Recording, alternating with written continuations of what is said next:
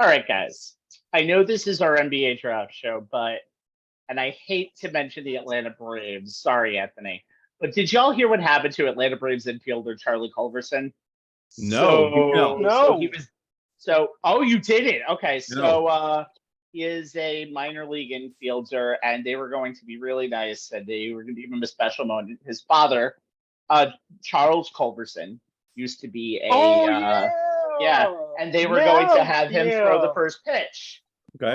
However, at the day of the pitch, DFA. That's right. Culverson got DFA to the minors. They threw Michael Taylor's father up there in place. Charlie never actually played. Charles never actually played. Life's a bitch, huh? And yes, that does it with our baseball coverage tonight. Tune into the MLB midseason show if you want more. But this that's just terrible. The NBA draft special of On the Sports Lines for 2023. I'm Steve Rabinowitz. I'm Jay Kaplan, and my team does not have a pick in this draft. I'm Anthony Strait. This is my team who has a pick in this draft. Oh, good. Thank God. We don't have to have any breaking news. Welcome again to the 2023 NBA draft special of On the Sports Lines. We have the players. We have the draft picks. We have Commissioner Adam Silver for 30 times. And we have the teams who tanked for this specific night at the Barclays Center, just so we can talk about them again. Welcome to the 2023 NBA draft. We're going to talk about the young stars of today, but since NBA free agency begins really soon, we already have trades to talk about. We'll talk about that. We'll talk about free agency. We'll talk about whatever the hell we like to. We're going to be on the air for a while tonight. So let's get started for the reason why we're here. 2 years ago, the three teams who were scheduled to pick 1, 2, and 3 going into today were either in the playoffs or in the play-in. Now, we'll get to the Hornets and Trailblazers picks in just a few and who they're picking and if they're picking, although it looks like they will be picking. But Spurs have known their pick from the moment Deputy Commissioner Mark Tatum said their name in the NBA draft lottery. And when Mark Tatum comes out, you know it's either for the draft lottery or the second round of the draft, and change the channel because you're going to sleep because no one's watching that. So we haven't had the number one pick just yet, but we know who the number one pick is going to be. A name that some have called the best prospect, not just this draft, but possibly in NBA and modern sports history.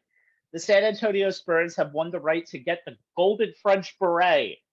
Okay, that's not going to be his nickname, but... No, that's not going to hold. It's not. It should be, though. It should be, though. So we have the 7'5", 19-year-old unicorn, Victor Wembanyama, who was last seen in French LNB Pro A basketball just a week ago. By the way, unicorn is not even a name for it. It's alien. It should be. One of the more can't-miss picks of probably this decade in any draft. Victor has it all. His wingspan can go probably up to 9 inches. Or 9 feet. I'm sorry, not 9 inches. But he has... Easy. And obviously, if you've seen... He can palm a baseball pretty much like he just can't find the strike zone with it. Yes, but again, throw that first pitch out at Yankee Stadium. He can palm a baseball like it looks like a golf ball. His fingers are a foot long. His ability to possibly guard the three and guard a layup at the same time is kind of unmatched. What you're seeing here is an anomaly, something we've never actually seen in the NBA in a long, long time, possibly ever. We've seen Manute Bowles, we've seen the Manute Bowles of the world. We've seen Sean Bradleys of the world, but they didn't know what to do with their height. This is the first person in that 7'4" or over category that knows what they can do, with their height. And when the best player in the world, Nikola Jokic, is playing, we know he can do a little bit of everything. Victor can do a little bit of everything. He can guard, he can shoot. His 2-point shooting skills are pretty good. He needs to work a little bit on his 3-point shooting skills, but again, we'll forgive him. He's 7'5". And I think 7'5" in sneakers. Yeah, well, it's 7'5". It's still something that, again, we haven't seen on a basketball court in a long time. there are concerns that I have. I think people have injury concerns because there is a body that is just never ever been seen on the court before. You have a torso that literally goes up to here. So there's just places and bodies, just body types that you've never ever seen. And there's something I do appreciate more, and I'm going to stop talking about the physical attributes. He played in French basketball for the worst team in French basketball this year. This was the only year he played with Metropolitan 92 with the LNB Pro League A. The reason why he played with that team is the hype of Victor Wembanyama has been so much over the past year, or really 2 years, that he knew he was going to pretty much go number one barring injury. He basically played a pro style, and you had coaches that were brought in to play a pro style of basketball. Didn't necessarily have the players, but this is stuff that he needs to prepare for the pros, because as we all know, in the Fernando Weiss world, it's not easy to go from the French leagues to the NBA. Not everyone can be Tony Parker. No. So he got that, and he had probably one of the worst teams around them. They did not win the championship. They did get to the finals. They got swept, but everything he did this past year was to build up to this. I love the work ethic. I love the confidence. I love almost everything about this guy. I don't know. LeBron didn't make the playoffs until year 3.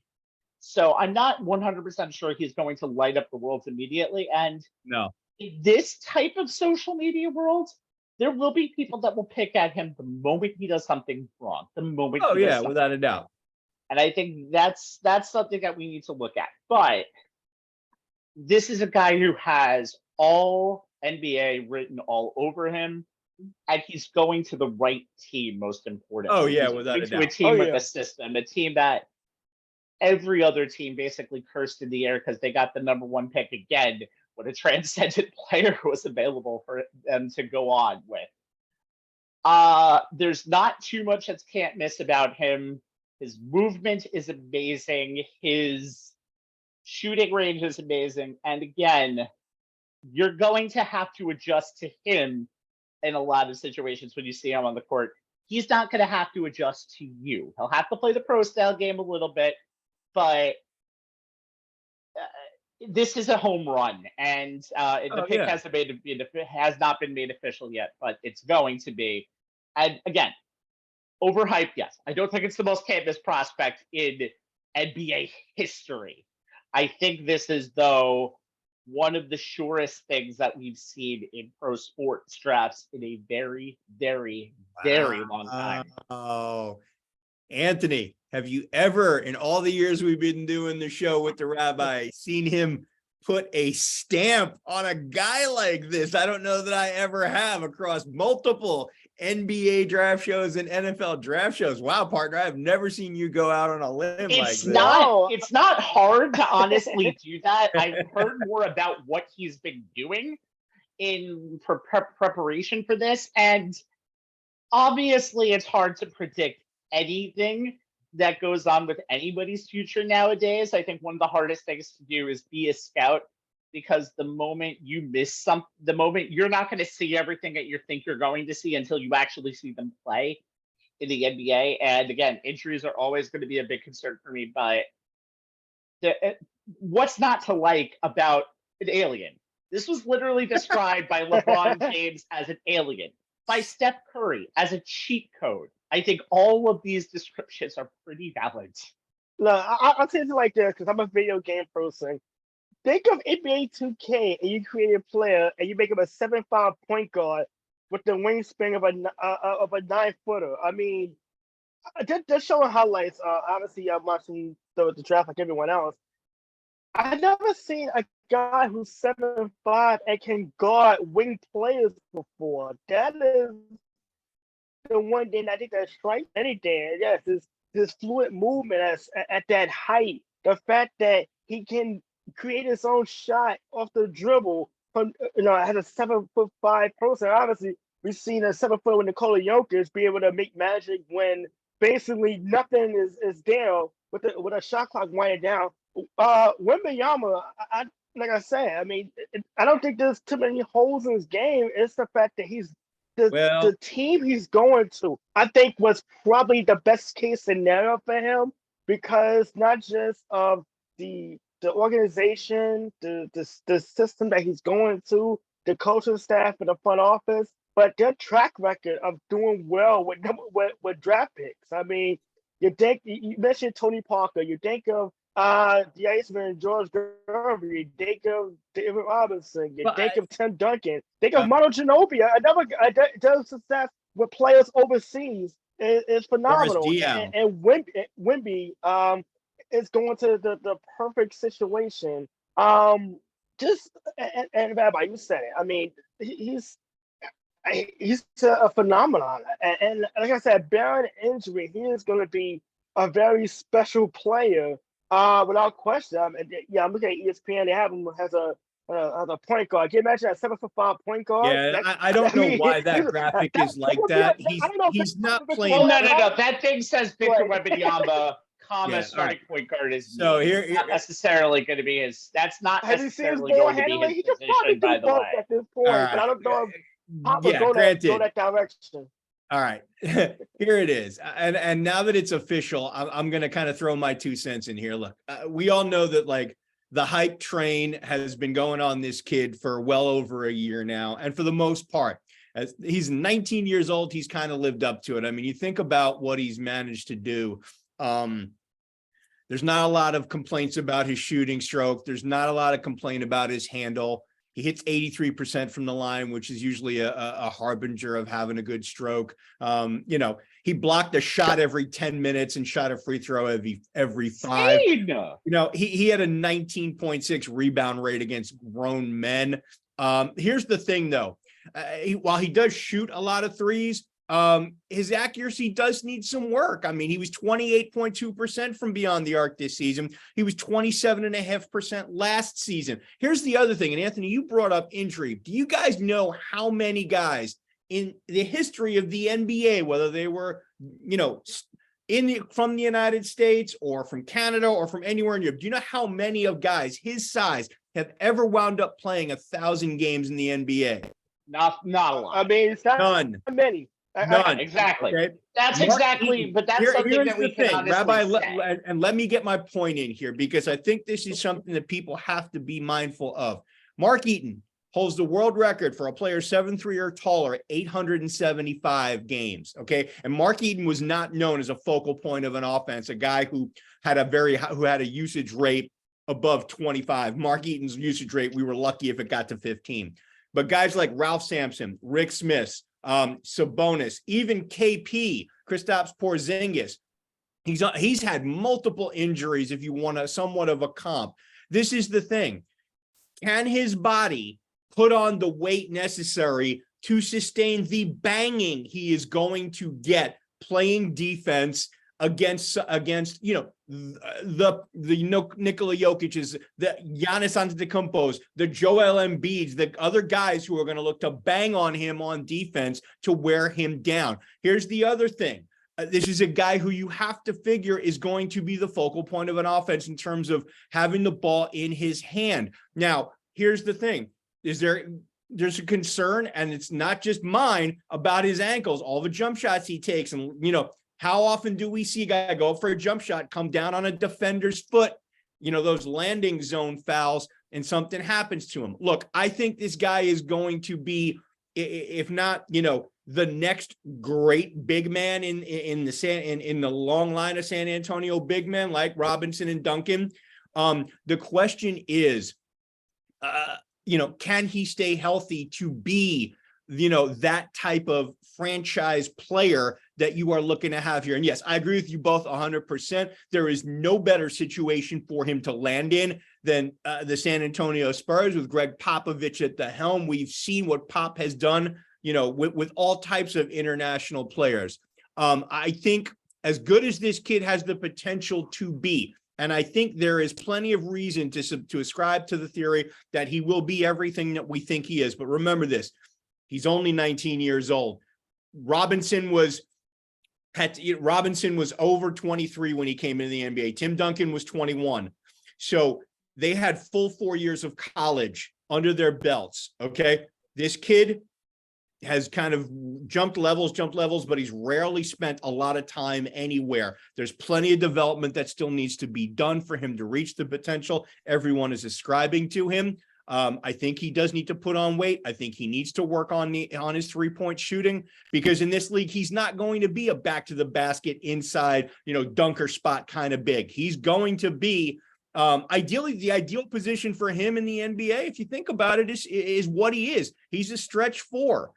Is he going to be a good help defender on defense? Yeah, I'm sure he's going to be blocking shots, at all NBA defense levels from the get-go. His defensive skills in terms of that is rim protection, there's no question there. But can he handle the banging with that frame? Can he put muscle on that frame to handle the banging? And, can they keep this kid healthy? Remember, EuroLeague, French League games, 8 minutes less. So he's not playing, does he have the ability? Does he have the stamina, the wind to be able to play, starter level 35 minutes a game? Probably not out of the gate, as they have to see what his conditioning is like. And there's a lot of guys, especially bigs, who go from, whether it's overseas or at the college level, that 40-minute game to the 48-minute game. It's a different animal. The strength, the speed, the skill. As much as I think he has the tools to acclimate, I don't know if he's going to readily and as immediately acclimate as some other people think. I think he's ultimately going to be really good in this league. I just want to see. I just hope people don't rush him to get there. The old saying, don't be in such a hurry to grow up. They should not be in such a hurry to grow this kid up. I don't think he needs to be in such a hurry. I think he's going to have a lot of on-the-job training. If you think he's going to be like a top 25 to 30 player year one, I think you're kidding yourself a little bit. Plus, I think I'm not concerned about the threes. I'm actually more concerned about the ball handling, because I think what you're going to have to see is how the Spurs play him to be good with. I think he's a 5. I don't think there's any way you can put a 7-4 guy in the NBA at a 4. I'm sorry. You can try. We're in a positionless era, Rabbi. We're in a positionless era, but we also have to worry about spacing. And I think you want to have as much spacing as you possibly can to, as the kids say, let Victor cook as much as they possibly can. Because I know we're in a positionless era. We're going to mention a lot about that today, but I think natural position is going to be in that spot. And I do think the focal point is a concern. You did mention the youth. That is a little bit of a concern. But one thing that we've seen with the way the NBA does their rules, with the way the NBA is kind of more lean towards the offensive game, it's a lot easier to kind of acclimate yourself to the game first. And you also have Summer League. You also have a lot of ways to kind of prepare your guys overseas for this game. Just remember, some of the best players in the league right now are overseas players. And that's what I'm very interested to see. He fits a lot of the molds of a great player. And the 3-point shooting is a little bit of a concern, but not everyone is going to be a Nikola Jokic. And remember, Nikola Jokic on day 1 was not a good 3-point shooter. And that's something that we'll have to see. All right, moving on to section number 2 of the show. Jay, get yourself ready. Mm-hmm. We're going to talk people who actually went to college. Thank God. I have someone for you. Even though you only went for a year. Yeah, you only went for a year, but guess what? That's more than a lot of other people in this draft. Fair enough. The Commander was the linchpin of the best team for a good amount of the year in the NCAA basketball leagues is Alabama, and their best player is forward Brandon Miller. He went number 2 to the Charlotte Hornets. Probably, or we'll talk about why Scoot Henderson did not go in this spot too. But Jay, Miller's stock has been rising up the last few months. By far the best college player to be in this draft. Why did Charlotte pick him right here and right now? Well, I mean, look, as much as everybody, the hype surrounding, Scoot, the one of the bigger needs for Charlotte is a perimeter scoring threat, and this is what Brandon Miller is, 6'8", 200 pounds. I mean, he scored 18 a game, almost 19 a game last season for Alabama, over 8 boards. His slash line was 43% from the floor, 38.4% from downtown, and almost 86% from the line. Great size for a floor spacing wing. And it's not easy to get guys at this size who are great shooters, who have the ability to defend in space at that height. Great athlete, moves well laterally, one of the most productive players in college basketball last season, and as you said, Rabbi, centerpiece of one of the better teams in the country. He's a good rebounder, does a good job of crashing the glass, starting the break, can grab and go. Here's the elite potential as a floor spacer. 39.8% of his ridiculous 201 attempts off the catch per synergy. We know that's a translatable skill to the NBA. He's really good at coming off a variety of action. Alabama used him on dribble handoffs, where he flattened out behind the screener and fired as well as, corner drift actions where he planted off the hop and let go. He's able to fire off pull-ups with ease. He's a legitimate self-creator. He can get to the line, from the 3-point line. He has a good step back, made 32.9% of his pull-up threes this season. Again, another translatable skill. He's taken over 2 a game of those. The big thing, for me with him, and this is something that I want to see him, see if it can actually be improved on. And that's his ability to, finish at the rim. It got better throughout the season. But he blows more layups than you'd like to see a primary scorer, an option like him, gets contested regularly on his shots there. He has an issue slowing down because he doesn't have the strength right now to hold guys. So we may have to see if he's going to put a little extra, weight on that 200-pound frame. Here's the thing that worries me. This is the thing that worries me with with his at the rim. Considering that he played in arguably the most well-spaced offense in college basketball, just 39.3% of his half-court opportunities at the rim, including about 38% of his attempts on layups, had only 2 dunks in the half court. That's kind of the big question on him. You need to be able to finish at the rim, because if you're starting to knock down threes at the clip he's capable of, they're going to start to close out on you. And if you can't finish at the rim, you're less likely to get to the line. And for a guy who's such a good free throw shooter, if he can't finish or draw fouls, it's going to be a problem. I think this is a good fit, though. I think ultimately he's going to be a solid wing player. I don't know if he's a franchise cornerstone where this guy becomes the face of your franchise. Well, they have that. Well, and that's true. Have that with LaMelo. Right. And that's also why it's a good fit. And I think these guys will be a good, pick and pop pair. It's interesting to me what some of the, executives in the NBA say about him. They like his talent. They like his makeup. The question is he built for the talent that he has? And look, we can't talk about Brandon Miller without talking about the tragic incident that happened while he was in school. By all reports, NBA teams have, of course, exhaustively gone over that with him in team interviews. All the executives who were asked about it have come away confident that, this is a good kid who did something egregiously stupid and it resulted in tragedy. And granted, while he wasn't in the middle of it, he was only on the periphery. They don't feel like this is an indication or a red flag. So that's good. I like the pick. I like where he's ending up. And I think ultimately he's going to do well in this league. I don't know if he's, Kevin Durant, but if he develops the aggressiveness and the offensive mindset of an alpha, if this guy comps eventually into Jason Tatum, Charlotte's set for the next 10 years. Paul George. That's what he is. He's Paul George in terms of maybe. And honestly, even if that's the comp, they're still set at the small spot for the next. Paul George in terms of being able to guard multiple positions, this ability to possibly be an all-defensive player every single year, because that's one of his big skills. I think he's actually a much better at rim finisher than you would think, because he kind of improved on that as the season came along. And a lot of his moveset, by the way, carry over though, because it's tougher to finish at the rim in the NBA than it is at college, Rabbi. You know this. We've seen in our own backyard. We've seen RJ Barrett struggle with stuff like this. But one thing that I think is kind of funny is you mentioned Victor Wembanyama's potential injury history and his ability to also get his frame going, you have that problem with Brandon Miller too. He has no real muscle in the legs and chest. Well, right. He's And not going to be able. That's one of the reasons why he's not going to be able to finish.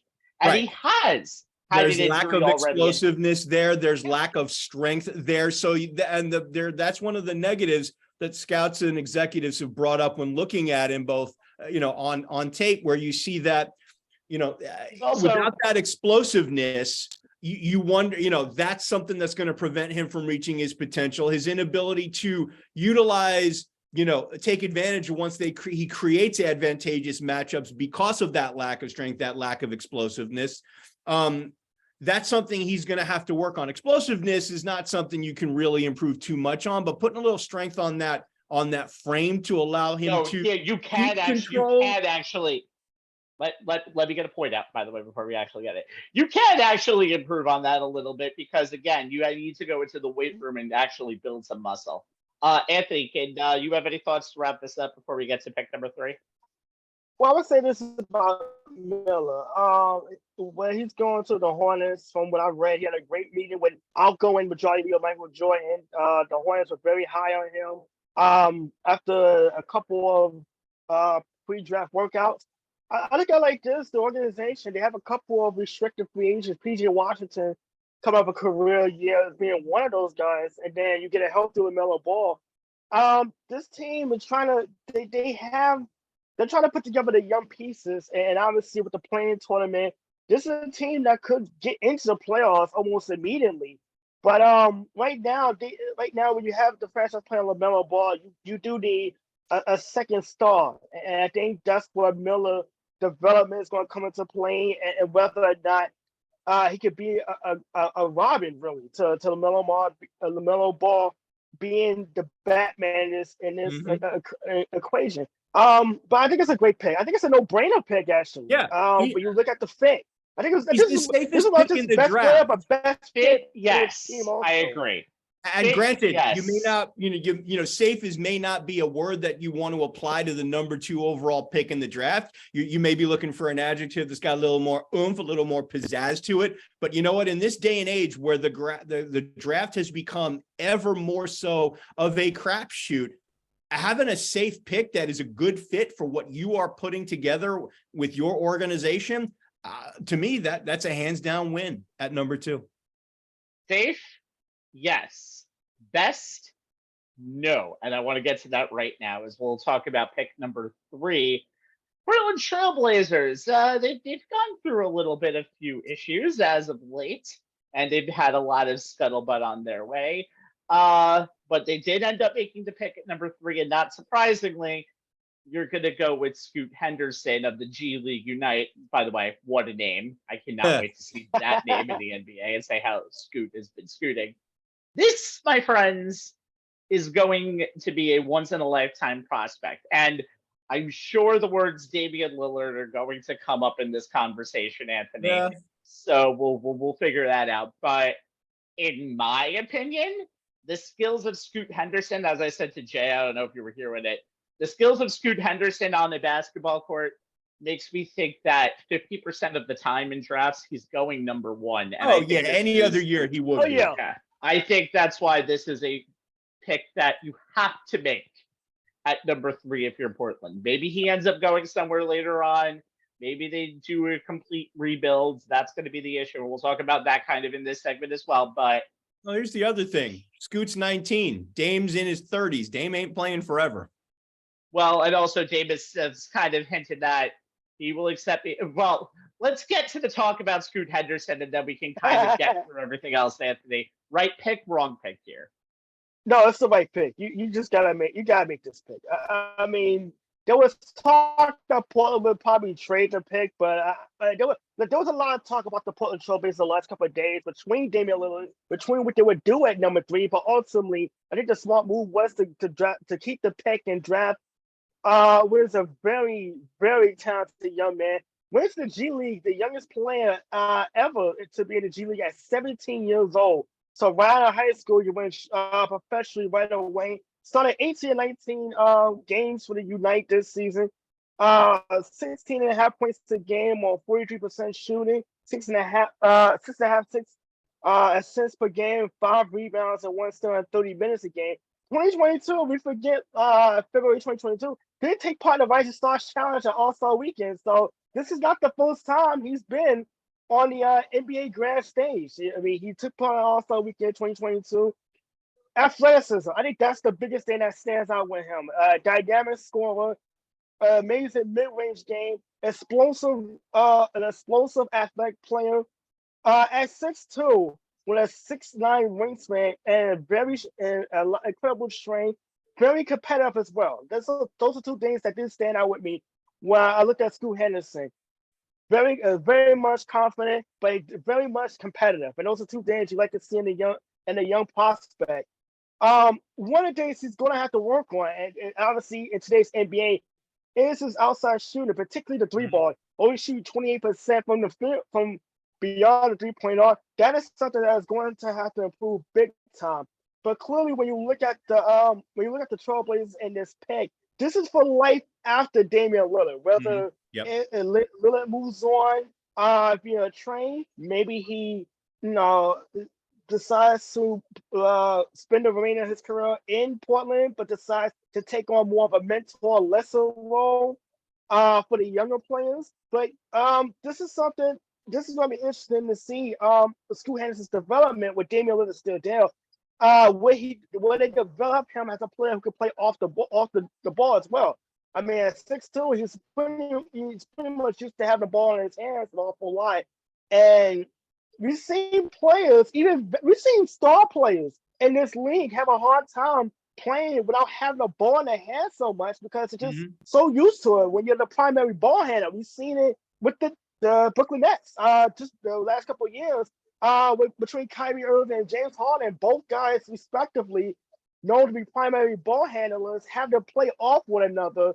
There were times where it did seem like that the chemistry, the ball, but the fluidity of an offense seemed to be off. More like okay, here's your turn. So with Portland right now, obviously going in a new direction and trying to build pieces for the next couple of years, it's going to be interesting to see what Henderson is able to develop offensively. Defensively, very active. He's going to have to learn how to play with his feet, not get too much in a foul trouble. That was something that wasn't a scouting report as far as one of his weaknesses. So there's a discipline issue he's going to have to pick up on the defensive side of basketball.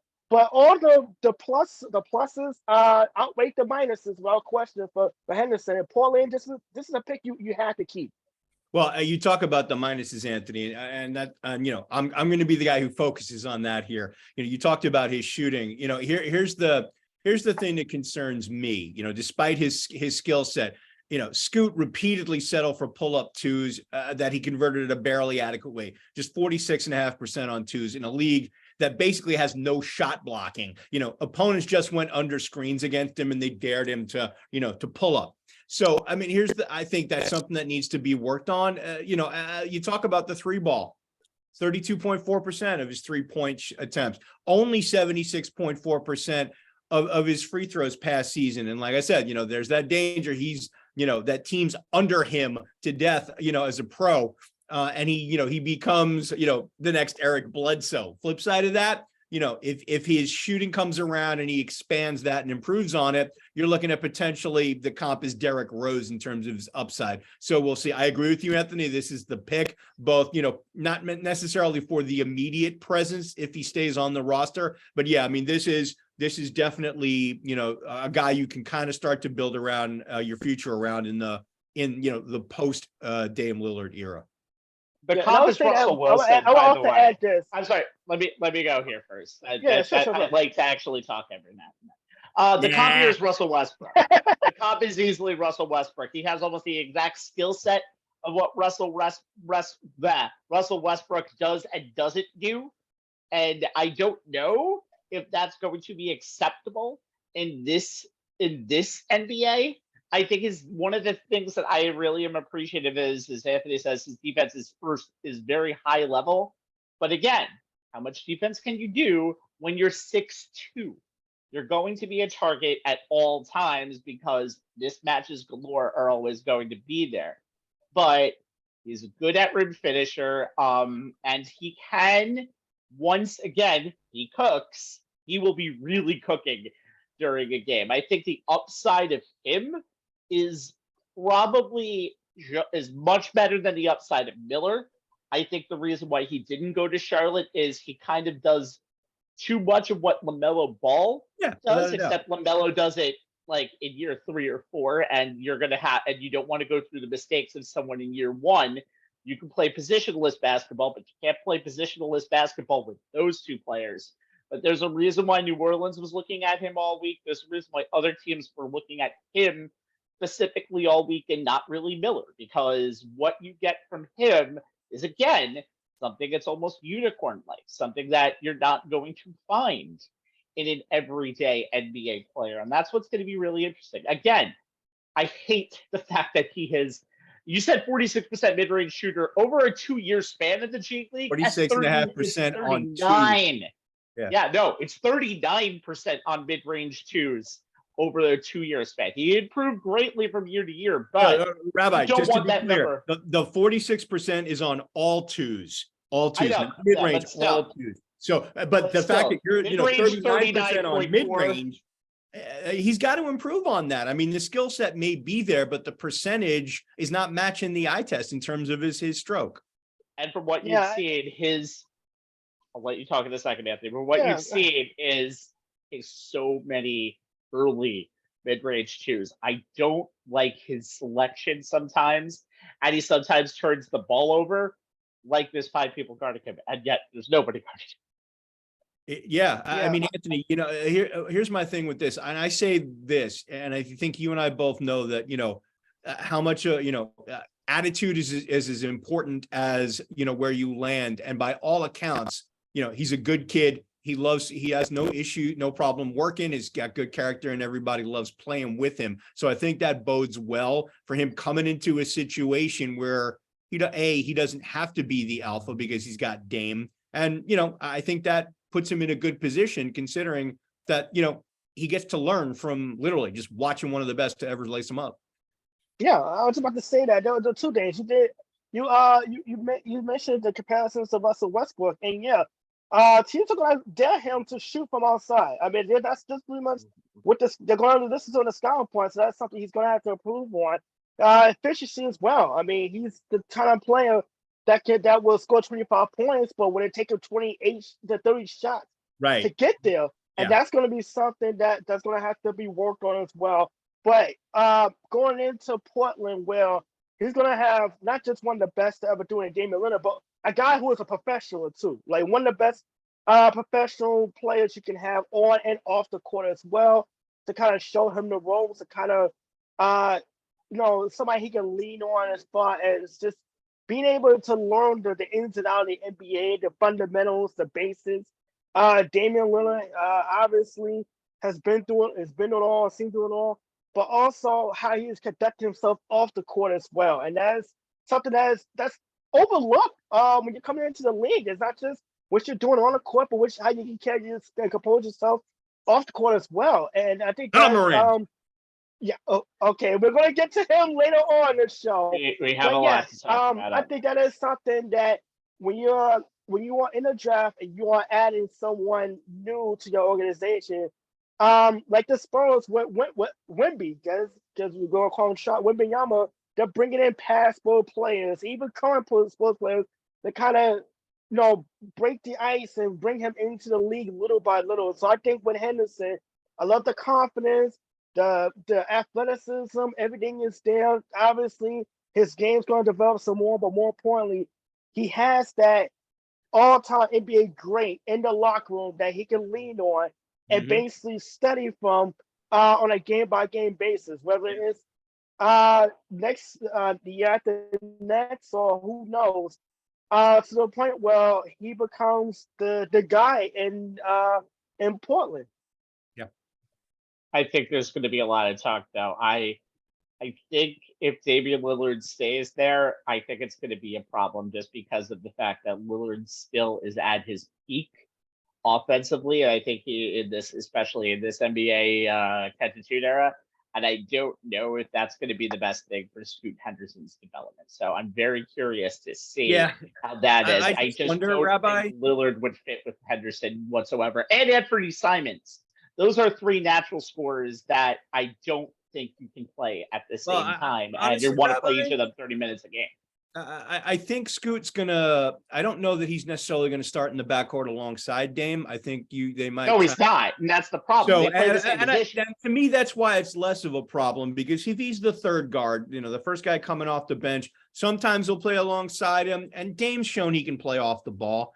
He's playing alongside Simon and it doesn't matter. So, and I got to believe that however much Dame, continues to profess his love and loyalty for Portland. And, I have a feeling that if he sees that, that more and more they're looking past his career down the road, I have a feeling there's going to come a point where Dame just goes, you know what, I've given them as much blood, sweat, and tears as I can. It's time for us to, part ways and me to go somewhere else where I have a chance of playing for a ring, because Dame's a first ballot Hall of Famer. The only thing missing from his resume is that ring. And I think he knows that chances are he's not going to get it if he stays in Portland. It's a big team. And the thing is, with Damian Lillard, is you mentioned his love for Portland. He is so engraved in that community that you do wonder, is it more than just about a ring of basketball for Damian Lillard as to why he professed time and time again he wants to stay in Portland and play his whole career there. There aren't too many guys in the league now who has gone a long time with just one team. Maybe I'm wrong. And abnormally in today's sports world. I think, again, like I said, he's been in Portland a lot longer than I think he should have been. I think there's a lot more people in his ears this time that's understanding what the legacy of Dave Lillard would be if he moves on to a contender, even as a number 2 guy. All right. By the way, shout out to Overtime Elite. 3, 4, and 5 in the draft. The Thompson twins go 4 and 5. So there is a lot of potential in that league this year. Yeah, those 3 teams are banking a lot on potential and what these guys could, and extrapolate. But again, out what Miller's they also be. Potential too, by the way. He has 1 year of college. Rabbi, here is the thing, and my only issue between Overtime Elite guys and guys who come in from the G League in terms of development. The guys who play in the G League play a legitimate schedule of games. They're playing against the competition that is, one level below the NBA. The guys at Overtime Elite barely play any type of schedule and barely play against anybody. It's more developmental than competition. And I just worry about their ramp up and whether or not, the fact that they don't have enough reps in actual game situations not necessarily prevents them from being successful in the league, just slows their development. But then again, these 3 guys are going to 3 teams that can afford to take the time with their development. We'll see. All right, we need to move on. We need to move on because we still got a lot left to go here because we're going to talk about people who are actually playing. Since we don't have any crappy local teams making high draft picks this year, we'll talk about that later. Let's make a deal. NBA offseason edition is on. Starting with former Washington Wizard Bradley Beal finding his way to a brand new area from the hot and dry summers of Washington, D.C. to the hot and dry every season of Phoenix. The trade sends Beal to the Phoenix Suns along with 2 others not important enough for me to actually take a look or actually research to make this paragraph, and the literal poo-poo platter being sent out of Chris Paul, who we'll talk about in a second, Landry Shamet, and second-round picks and swaps galore, which, again, were not important enough for me to actually research to make this paragraph. Don't worry, only players that we're talking about in this segment. I don't want to talk about picks anymore. Jay, what does this do for Phoenix with the big 3 of Devin Booker, Kevin Durant, and Beal? Hey, you're the one who told me you wanted to go in chronological order, and the CP3 trade literally happened right before we went on the air. Chronological order means first. and then the cause and effect. Do you understand what chronological order means? Because you can't get to the CP3 trade. I look at it as until you breaking get to the news second first. one. I look at it as breaking news first, my No, man. because you Whatever way you want to can't go. go from CP3 going from one spot to the other to going to this spot. That's why we're talking about Beal first. Pay attention. Okay. With that being said, Jay, what Yes. does Beal bring to the Phoenix Suns? You know, but the funny thing is my initial reaction to this trade was, okay, who plays point guard in a Devin Booker, Bradley Beal backcourt when you consider that Booker might be the single most similar player to Beal in the entire association? You know, and how does that backcourt work with, you know, a scorer and playmaker like Kevin Durant at forward and, you know, in this new Suns big three? And while both Booker and Beal are considered high-level scoring combo guards, neither player's resume screams lead guard facilitator, and I did some digging into the numbers on both players. Look, we all know that Beal is one of the NBA's best scoring guards, but the numbers show that he's kind of an underrated playmaker. For the Wizards, he averaged 5.5 assists per game over his 5 seasons there. In 2 of those seasons, he topped 6.1 in 1920 and 6.6 in 21-22. His assist rate over those 5 seasons is 25.9. His turnover rate's 11.6. Context and comparison? Well, here's another underrated playmaker for you. That's his new backcourt mate, Booker, who has a 26.9% assist rate and a 12.6 turnover rate in that same 5-year stretch. Look, the prevailing opinion is that the way Booker and Beal coexist in the same backcourt is with Booker likely taking more of the point guard role most of the time. Though with both being excellent scorers as well as willing playmakers who take care of the ball, they're just as likely to share that role more often than we may think.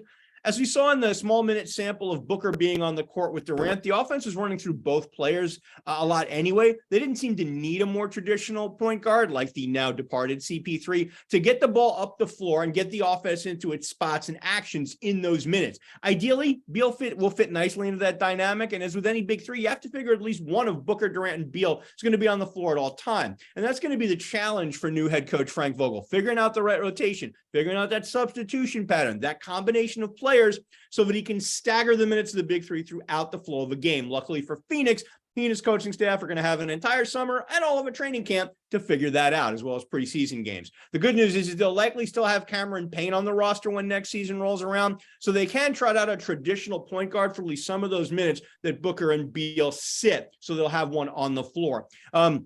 The upside hope is that Beal's shot profile becomes considerably heavier on threes and more accurate playing alongside the likes of Booker and Durant. Without a high-level point guard in Washington after John Wall left, Beal became more reliant on creating his own shots.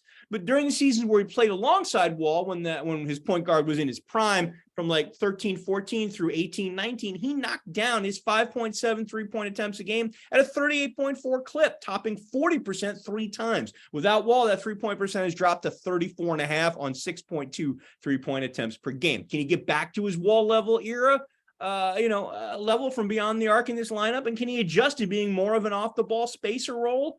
Both are very legitimate questions and concern. Here's the other thing that qualifies as a legitimate question and concern. A starting backcourt with both Booker and Beal forces one of them to take on the role of full-time perimeter stopper, which is not something either is really qualified to do. So one of the tasks for Phoenix is either bring back Torrey Craig or look for cheap wing defenders elsewhere to fortify the rotation. And that takes us to one of the big picture takeaways for me from this trade. Phoenix just used what may be their last realistic trade chip to take a step back defensively while adding another high-level offensive player. Now, look, the case can be made that it's an understandable move after getting smoked in the playoffs by a team that averaged 1.22 points per possession, and the team's best player on the opposition averaged 34.5 points per game on 59% shooting. But by taking on Beal's $42.5 million contract, they've put themselves in a very difficult position to add role players that they need starting in 24-25.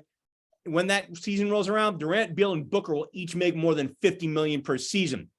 Luxury tax for next year, expected to be around $162 million, could end up being higher, but the super punitive second apron for luxury tax thresholds is going to be in the $180 to $190 million range down the road, maybe a little higher depending on how much the cap numbers jump. Phoenix is already at the projected luxury tax number for 23-24 with just the Beal, Booker, Durant, and DeAndre Ayton contracts. The Suns simply won't have flexibility in adding many players beyond veteran minimums.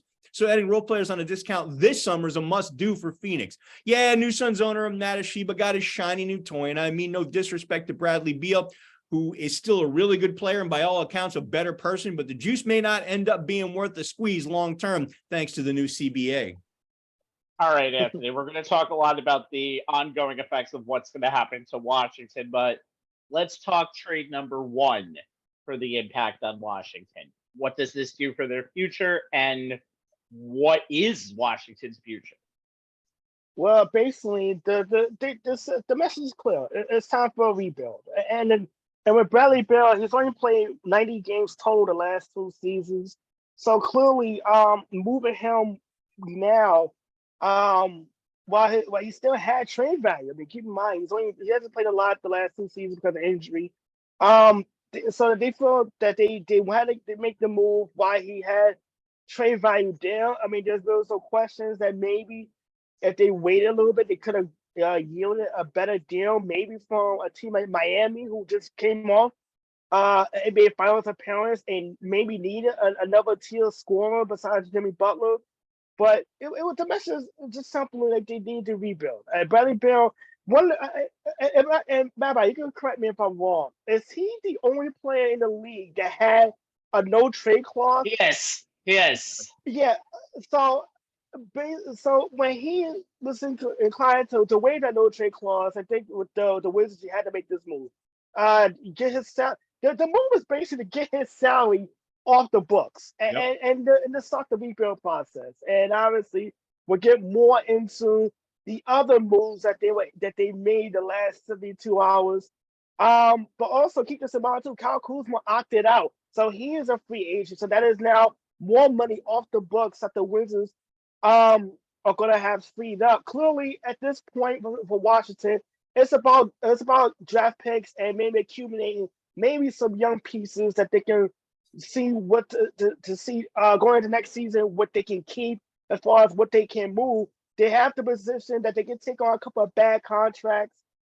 In some cases, and we'll get into the other moves they may not even play a single game for the teams for the Wizards at all. But this is clearly a cost cutting move for Washington. Yeah, Landry Shamet comes over. It's basically a 1-year deal because the next 2 years of his contract are non-guaranteed. So it's pretty much a 1-year deal. He's going to be a rental player, maybe a trade chip in move down the line, maybe mid-season to a team that's contending, and a guy who can a 3D defender, a guy who can shoot the 3 and defend on the perimeter. But I mean, the Wizards right now, the last couple of seasons, they went from a mediocre team that got to the playoffs, be able to play in, to a borderline team. If healthy, could be a playing team. If not, they're in the lottery altogether. I think Washington made the front office made the smart move and just realize. Team president Michael Winger just realized, hey, you know what? We got to rebuild and start fresh. The John Wall, Bradley Beal era, it gave some great highlights, but at the end of the day, both guys, became victims of various injuries. And it's time to turn the page, pretty much. The definition of insanity is doing the same thing over and over and over again and expecting different results. This is another big 3 that Kevin Durant is being a part of. Are you kidding me? I don't understand. I understand why they think the deal needed to be made, but it doesn't move the needle for me whatsoever. I think, honestly, with the number of injuries that are missed during the season, that actually could be a plus in the whole entire thing.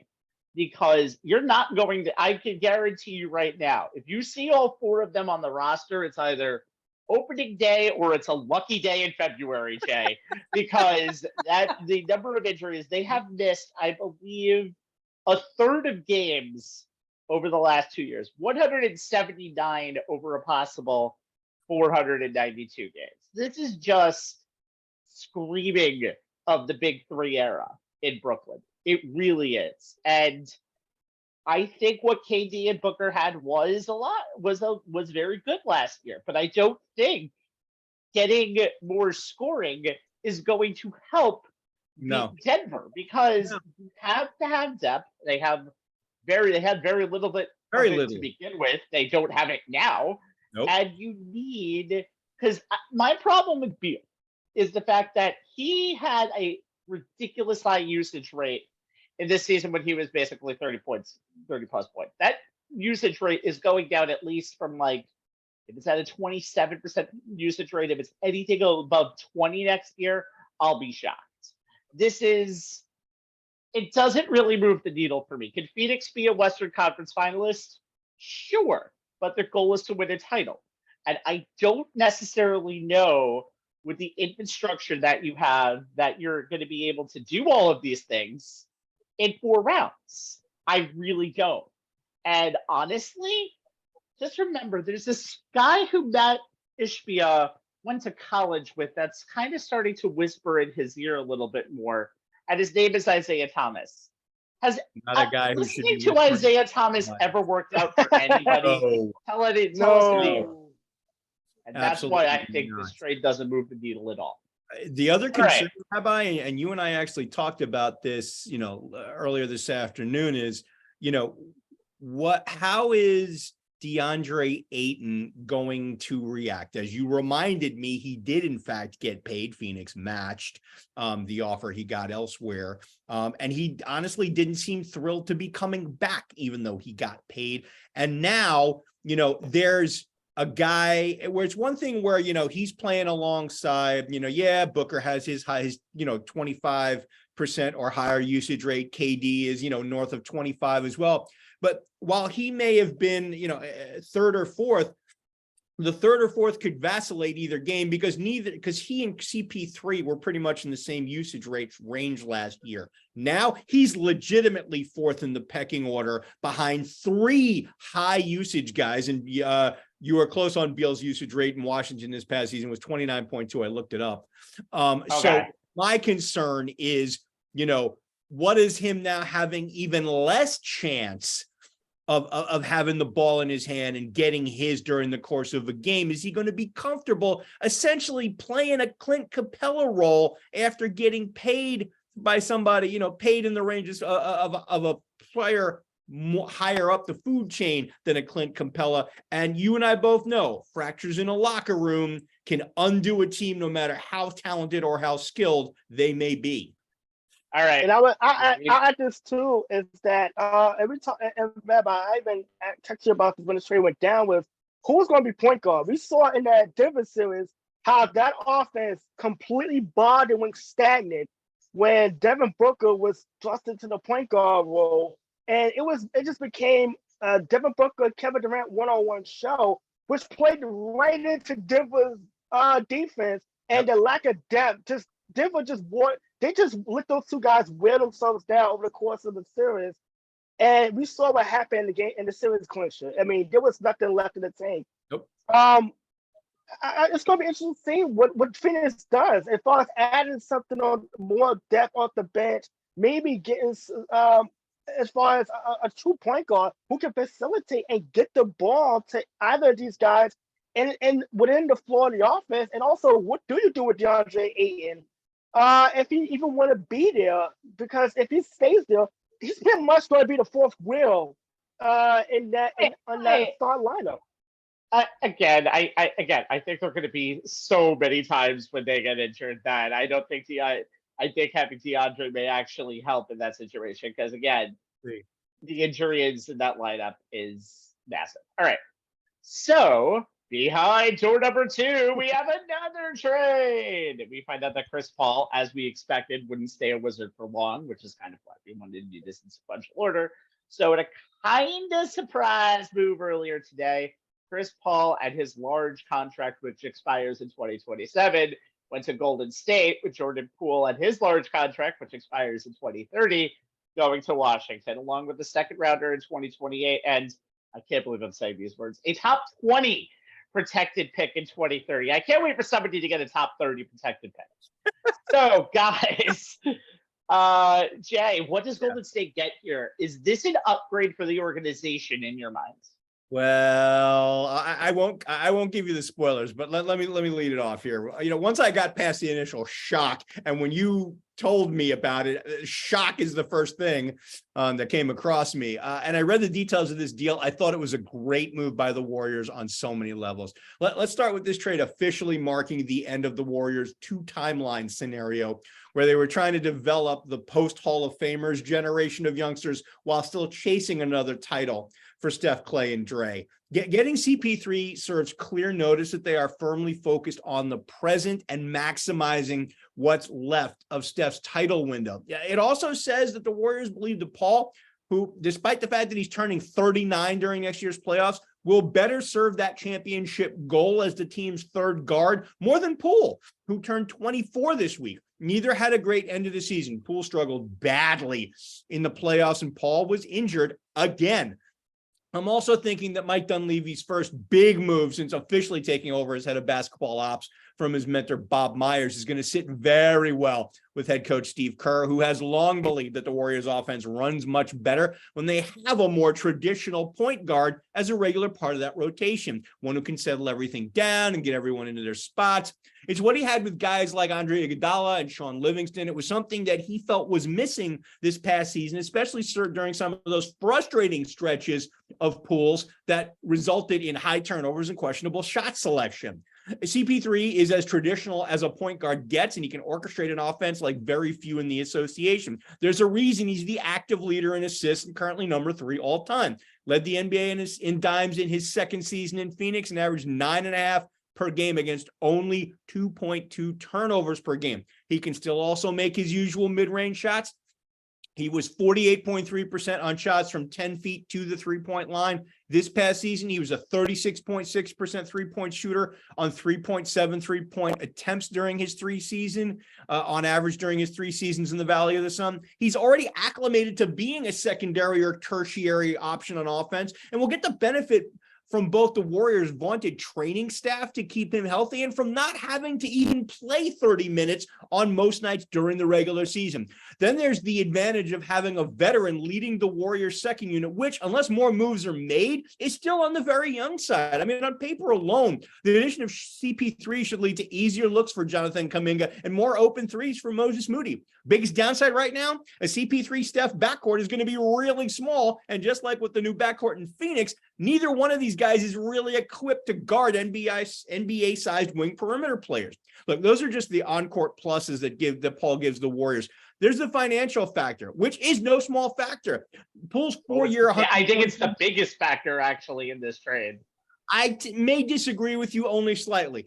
Poole's 4-year, $123 million extension was going to kick in next season. Paul only has a $30.8 million dollar amount on his deal for this coming season, and then a non-guaranteed $30 million for the following season, giving the Warriors far more flexibility than they would have had as they eventually intend to duck under that more punitive second tax apron courtesy of the new CBA. And it also gives them room now to re-sign Draymond Green, which Kerr and Dunleavy absolutely feel is a need. That leads to the final factor, and this is where I may slightly disagree with you, Rabbi, only slightly, the locker room factor. In public, the Warriors front office has been steadfast with their position that there was no me or him ultimatum from either Poole or Green regarding next season's roster. The organization was willing to bring both players back. However, it was clear both during and after the season that Green punching Poole in the face during preseason had a deleterious impact on the team's chemistry, which was exacerbated further by Poole grumbling about his inconsistent role, which strained his relationship with Kerr. Look,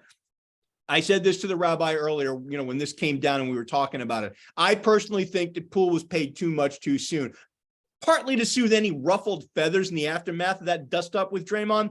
And the contract went to his head and had him thinking that the huge increase in his paycheck meant a commensurate increase in his role. Well, when he was given that role and that increase, he didn't meet the expectations. Yes, He averaged 20.4 points per game, but he shot just 33.6% on 7.8 threes per game, and his assist turnover ratio was 1.45 to 1. Those are not numbers worthy of a $123 million extension, especially when coupled with the postseason that saw Poole's scoring average drop by almost 50%, down to 10.3 points per game, even though his minutes dropped by only about 9. His field goal percentage went in the tank, 34.1. His three-point percentage went even further in the tank, 25.4% on 4.8 per game.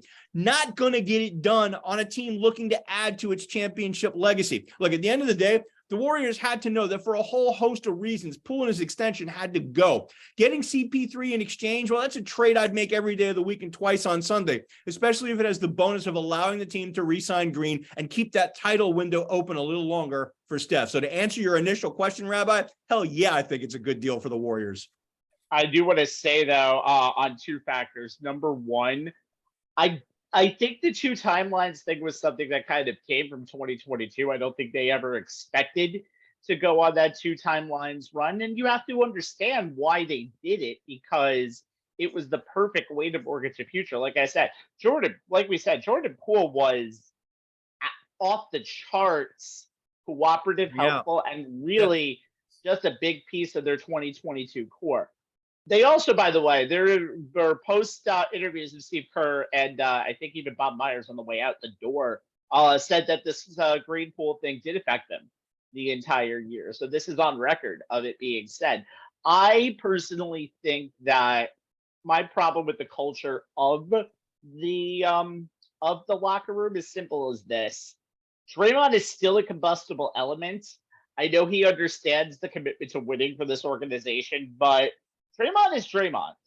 Jordan Poole might be just one of many different examples. I'm sure there are, sorry, Jay, 24 to 25-year-old Michigan kids who are just as kind of brash and arrogant as Jordan Poole is. But maybe, I think though twice, like I said, twice on Sunday, yes, you got to take this deal because it just really, it cures some ills that I don't think they were there. Now, Anthony, before we move on to the Washington part of this deal, I know you had texted to me earlier that you were a little concerned about giving up draft picks and kind of going a little more all in on the veteran leadership of this team.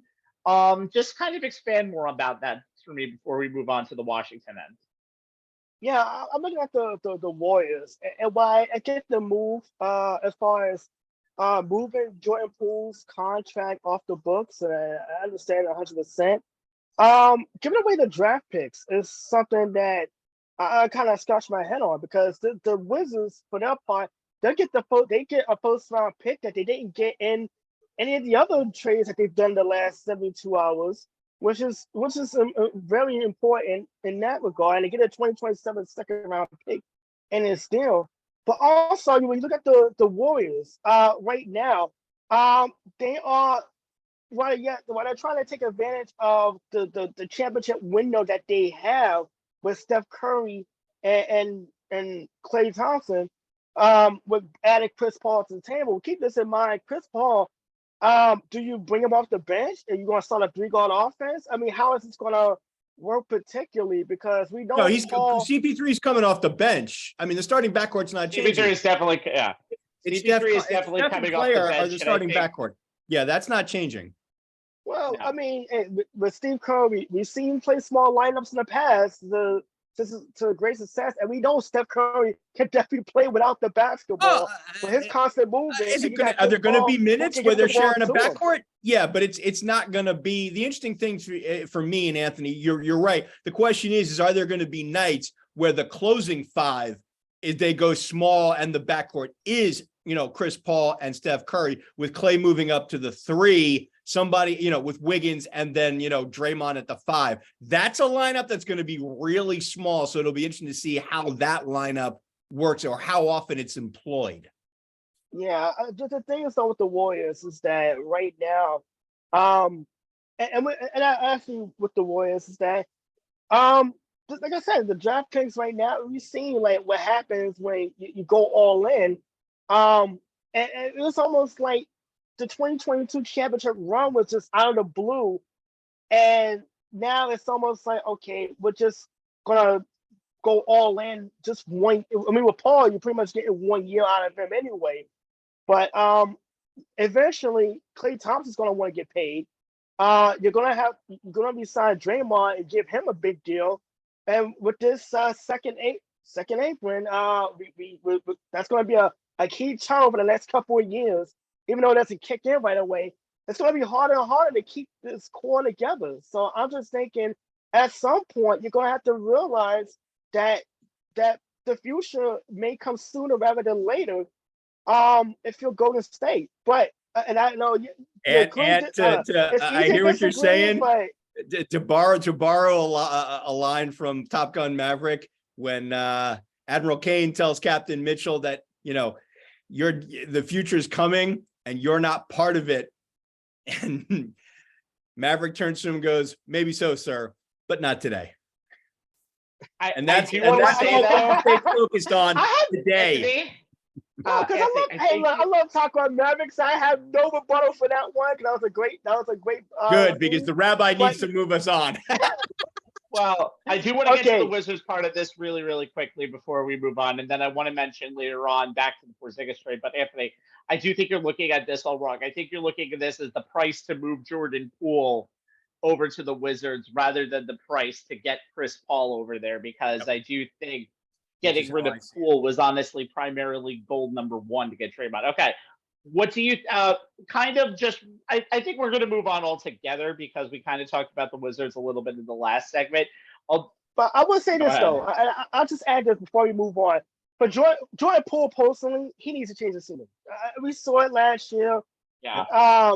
The situation with Draymond Green, there were times where, look, Steph Curry, even Klay Thompson kind of showed him up off on the court. You know, in some situations, we saw what happened in Game 1 against the Lakers, which was the personification of Jordan Poole's season.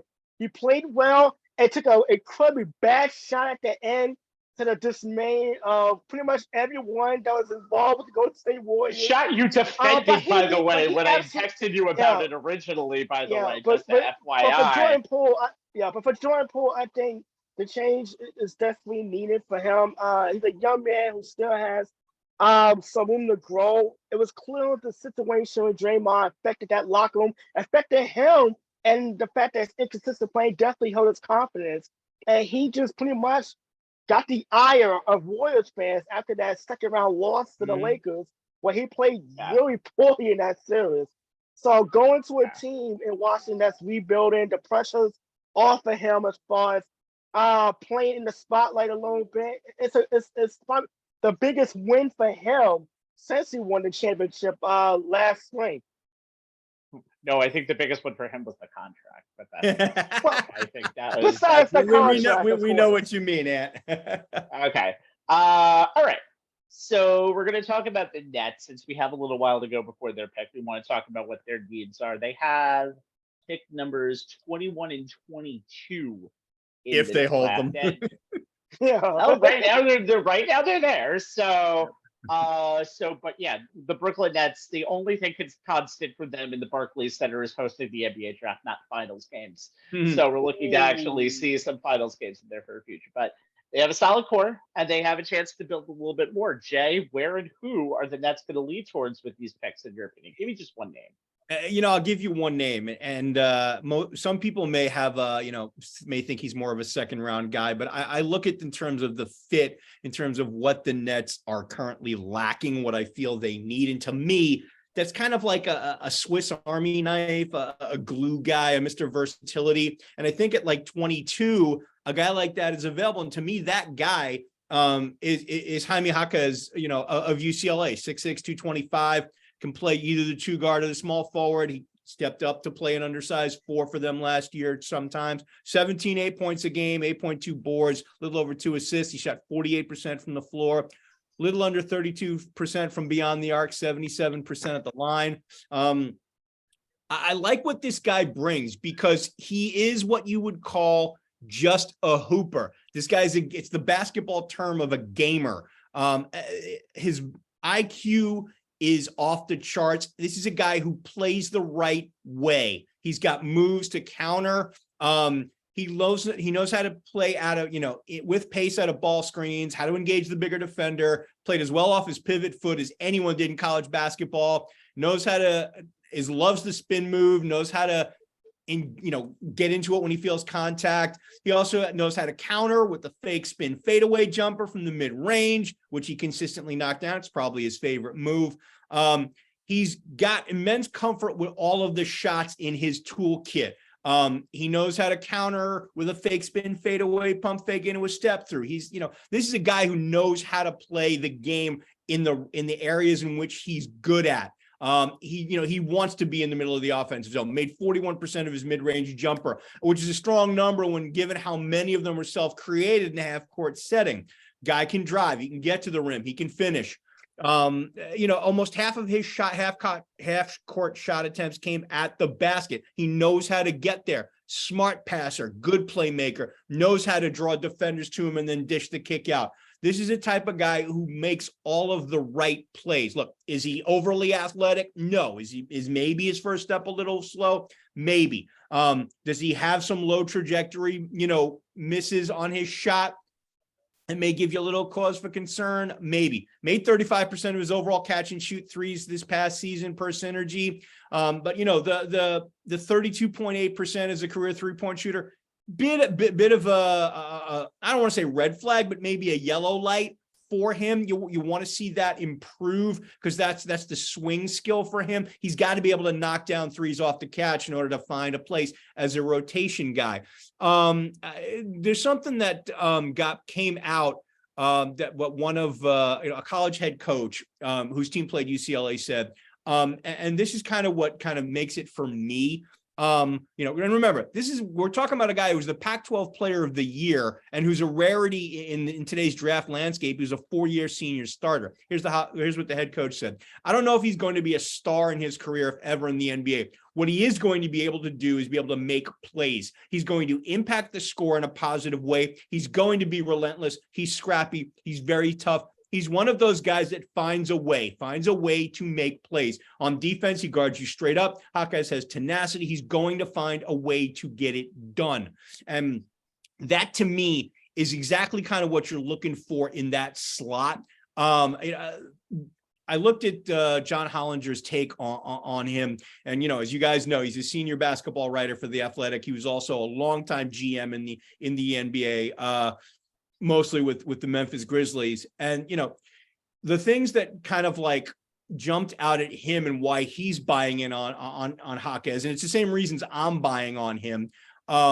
He doesn't see anybody who's in the one and dones club being whose juice is worth the squeeze for a team that's selecting where the Nets are going to be. And he also echoes the whole thing about he just knows how to play, and here's the thing. It's not that alluring if you're picking, top 5, top 10, but, he has a lot of elite role player characteristics. And you guys both know how lack of depth and not having good role players is the difference between, whether you're a playoff team or a play-in team, or how far you advance in the playoffs.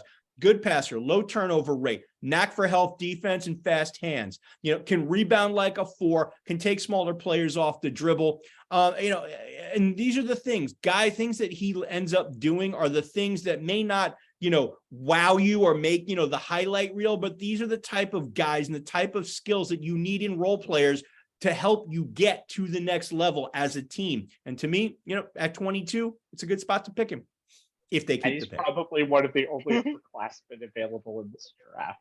Not surprising that you would take an upperclassman, Jay, and I'm going to be taking an upperclassman in just a moment. But Anthony, you and I have long been on the same page where we felt, one and dones. If you're not LeBron, you really should stay in school. That's not my opinion, by the way. I don't think everybody needs to stay in school for 2 years. I think this is a very unique draft class, and I do think that's kind of one of the reasons. But Anthony, I guess make some sense of us, and let's see which way you're going for the Nets in 21. Well, I look at the Brooklyn Nets. I think they need other playmakers on offense. And when you think back to the trade, obviously, after the trade deadline, when they moved on from Kyrie Irving and Kevin Durant, respectively, they went 12-14, but they were ranked 22nd in offensive rating. But more importantly, 24th in the league in offensive pace. And I think back to that 4-game sweep at the hands of the Philadelphia, your Philadelphia 76ers day. They really didn't have a lot of playmakers, and a lot of guys who could create shots off the dribble, especially Dinwiddie being really their lone distributing playmaker on offense. And for as good as Bridges and Cam Johnson is, they're shot makers, they're not shot creators. No. And we saw that, especially in the 2 games that was in Brooklyn, that the Nets had leads late in game, and you saw when Philly's defense kicked in a high gear, that offense went stagnant and bogged down considerably. That allowed Philadelphia, particularly in Game 3 behind Maxine, to come back and win that game.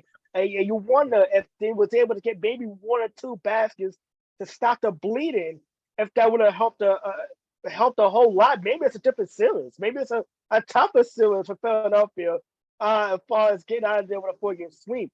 If he's still on the board, the guy I'm looking at is Keontae George from Baylor, the 6'4" guard, Big 12 freshman of the year, averaged 15 points a game, 4 rebounds and 2 assists for the Bears. Team that went 23-11, made it to the NCAA tournament.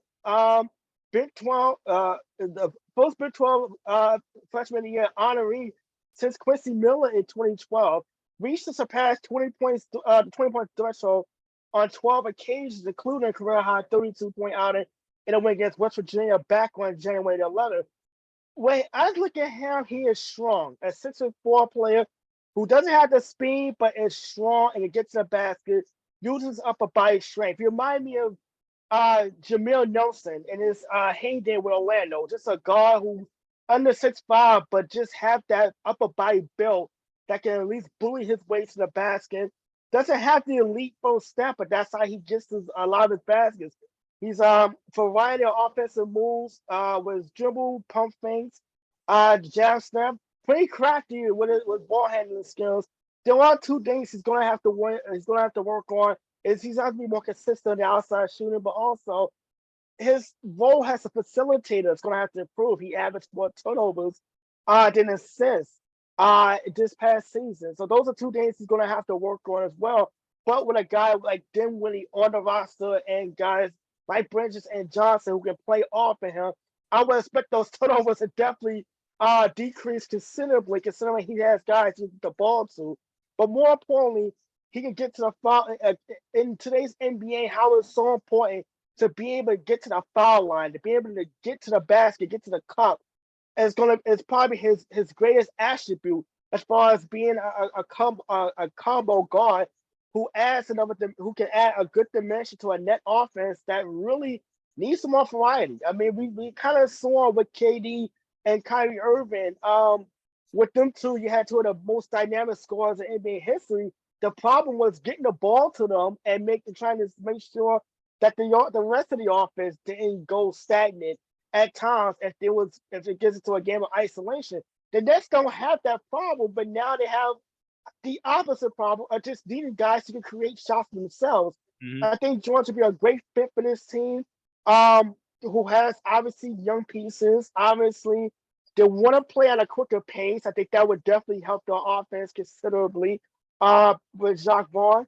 But more importantly, he's a good defender as well. And we saw, again with Maxine carving him up in the second half of that 4-game sweep, they need a guy who can defend on the wing. And then for as much of a veteran leadership he provides, never been a strong defensive player.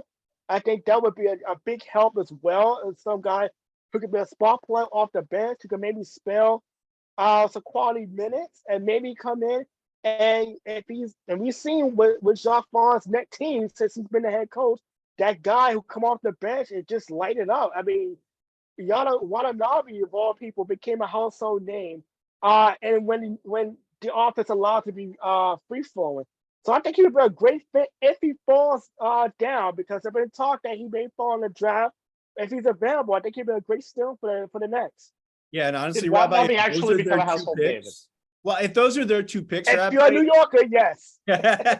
I think if those are their 2 picks, I think that's a decently successful draft for the Nets. You get the sizzle that you're looking for, and you get some steak that you're also needing. So if that's their 2 picks and they fill both, they're filling 2 of their primary roles and needs. Yeah, I wouldn't argue with that. I'll go better with you for off-ball shooting because I know this guy's going off the board much quicker, and he might not make it to 21. He is projected in 20 in this Ringer mock draft that I'm looking at right now.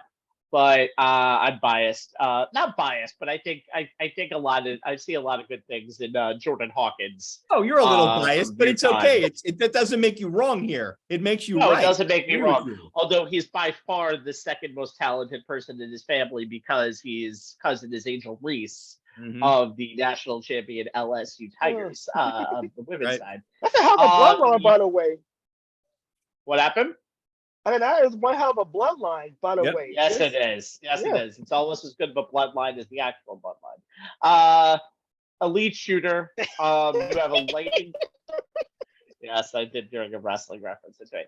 Got an elite shooter with a lightning quick release, and you have a guy who loves to shoot off the ball. He can make your team a lot better as a transition threat from day one, which I don't think you can see with a lot of people in this draft. And again, he's an upperclassman. By that, I mean sophomore coming into the draft. Potent on threes and improved a lot from his freshman year to his sophomore year, so he can only get better. He's about a 40% shooter now. He's like a 30% shooter in year 1 in UConn. He can be a good off-ball defender also. He actively makes rotations, can make fast break chances as a result of hustle. And he is somebody who I think from day one is going to experience a lot of the intangibles that the Nets are going to need. And Anthony just mentioned it. You need an off the ball playmaker. You need a playmaker to come off the bench and be like, hey, get me a couple of 3-pointers. That's what he can do. I think this is around the spot where you would pick someone like that. It's a flyer. It's almost like taking someone like Cam Thomas a few years ago from LSU, who I still think needs more reps in that rotation going forward. I got to argue that point with you, Rabbi. I think Hawkins is less of a flyer than Cam Thomas, if only for the fact that Cam Thomas is a 2-guard inside of a point guard's body. Hawkins is legitimately 2-guard size in terms of NBA size. So I don't think that's as much of a flyer. I think it's more of a flyer in his skill set based on what the Nets need. I don't think it's a flyer as a player. I think it's a flyer based on the fact that I don't know if his off-ball and on-ball defense is really good, but there's still some worries about picking someone like here. He's not going to be a guy who runs the offenses. He's not a good finisher. And he doesn't really have an NBA body type either. I know we talked way too much about that tonight, but it's a thing, though. It's a legitimate concern. I tell you this, Rabbi, Rabbi, I don't like. You know, it's a make or miss league. Jordan Hawkins can knock shots down. Oh, no, absolutely. But just going back, it's just I don't like talking about body type because it's almost like taking a flyer on, is this guy going to get injured? And I know it's a concern in the NBA, but I feel like that's not something that we should do unless we have history. And we don't have any history of a lot of these people. So that's something but I think Jordan Hawkins would be a very good pick. We'll talk about those Nets picks when they get made in just a little bit. But let's move on to the Knicks really quickly, and then we'll get back to some other stuff that we've had. So there's another New York team. Say go New York, go New York, go. They're not going anywhere. They have no picks in the draft. No, they don't. But I was talking to be like, whatever. It's the Manhattan Knicks. I mean, the New York Knicks. Going into last season, the draft was almost secondary to having the pieces to landing free agent Jalen Brunson. Well, they did that, and the picks kind of disappeared in the process. Although, full disclosure, the pick that was going to be made actually right after the Nets picks at number 23 is the one that was dealt in the Josh Hart trade. Details. All right, Jay, we have an offseason primers considering free agency begins pretty soon. We'll talk about that also in a second. What you looking for here? You know, it's funny. You know, we on our last show, we kind of touched on some of the, you know, the 72 point marquee headline type of things that, you know, people are going to be looking at in terms of offseason stories for the next, you know, you talked about Josh Hart, Anthony talked about Jalen Brunson, and I talked about, you know, Julius Randle. But, you know, when I was, you know, looking at angles for this segment, I kind of was looking for something that maybe may fly under most people's radars, but could conceivably have a real impact on what they can do in terms of contracts and player movement and extensions and all that. And that's Derrick Rose's contract situation. And if you're not a diehard Knickerbocker fan who watches every game, you may not be aware that Derrick Rose is still on the roster, but the former Wonderkind MVP is actually still collecting a paycheck from the NBA tenant that resides at the world's most famous arena, despite piling up DNP CDs the way he used to pile up points when he was a Chicago Bull. Here's the situation. Rose has a $15.6 million team option for next season, considering that, as I just noted, he basically never plays except for when the MSG faithful chant loud enough to convince Tom Thibodeau to insert him at the end of out-of-reach games, wins or losses. Declining that team option would seem like a no-brainer. But like an iceberg, there's more going on below the waterline. And that more includes the new CBA rules, which could result in the Knicks actually picking up that not-so-cheap team option and being able to justify doing it. According to The Athletic, NBA sources told them that heading into this past season's trade deadline, the Knicks had actually communicated to other teams that way they were considering picking up Rose's team option if they felt his salary could help with a swap for a big-time player. Now, remember, any trade that the Knicks would have made at the deadline or will make this offseason would require them to match salaries, and Rose's expiring contract plus Evan Fournier's expiring $18.9 million contract could be just enough to land the Knicks the star type of player they'd be looking for, as long as obviously they also included draft picks and young talent in any package with, those expiring contracts of Rose and Fournier. But those new CBA rules I alluded to give the Knicks another reason to keep Rose if they chose to do it. Some background. It's likely that at least some of the league's most expensive teams, particularly those who are concerned about exceeding that second apron in 24-25, when all those new CBA regulations become far more punitive for those who do exceed, those teams may try to dump future salaries this summer. For those teams, getting rid of a player with 2 years remaining on his contract for one that has only 1 year remaining on his contract, well, that could be considered a win. With that in mind, there's a prevailing opinion that expiring contracts will make a comeback as trade chips. And D. Rose, who has a nice run-of-the-mill salary as far as NBA salaries go, could provide one, giving the Knicks a card to play that they may have previously thought was not available to them. The Knicks could use Rose's $15.6 million contract to trade for someone who has a similar contract. They could, as previously noted, pair Rose with Fournier to bring back a player whose contract is slightly north of $40 million. It would be unconventional, though if the Knicks do pick up Rose's option, it could indicate that they feel good about their chances to get a worthwhile player for the veteran guard. And while the new rules can't guarantee that this is the best way to handle expiring contracts in this new CBA environment, because no one's gone down the road yet, but maybe now is the time to be creative and go that route. What the Knicks choose to do about Rose's contract isn't the most important thing in their offseason to-do list, but it bears watching because it could be indicative of how they're going to go about doing some of those more important things on said to-do list.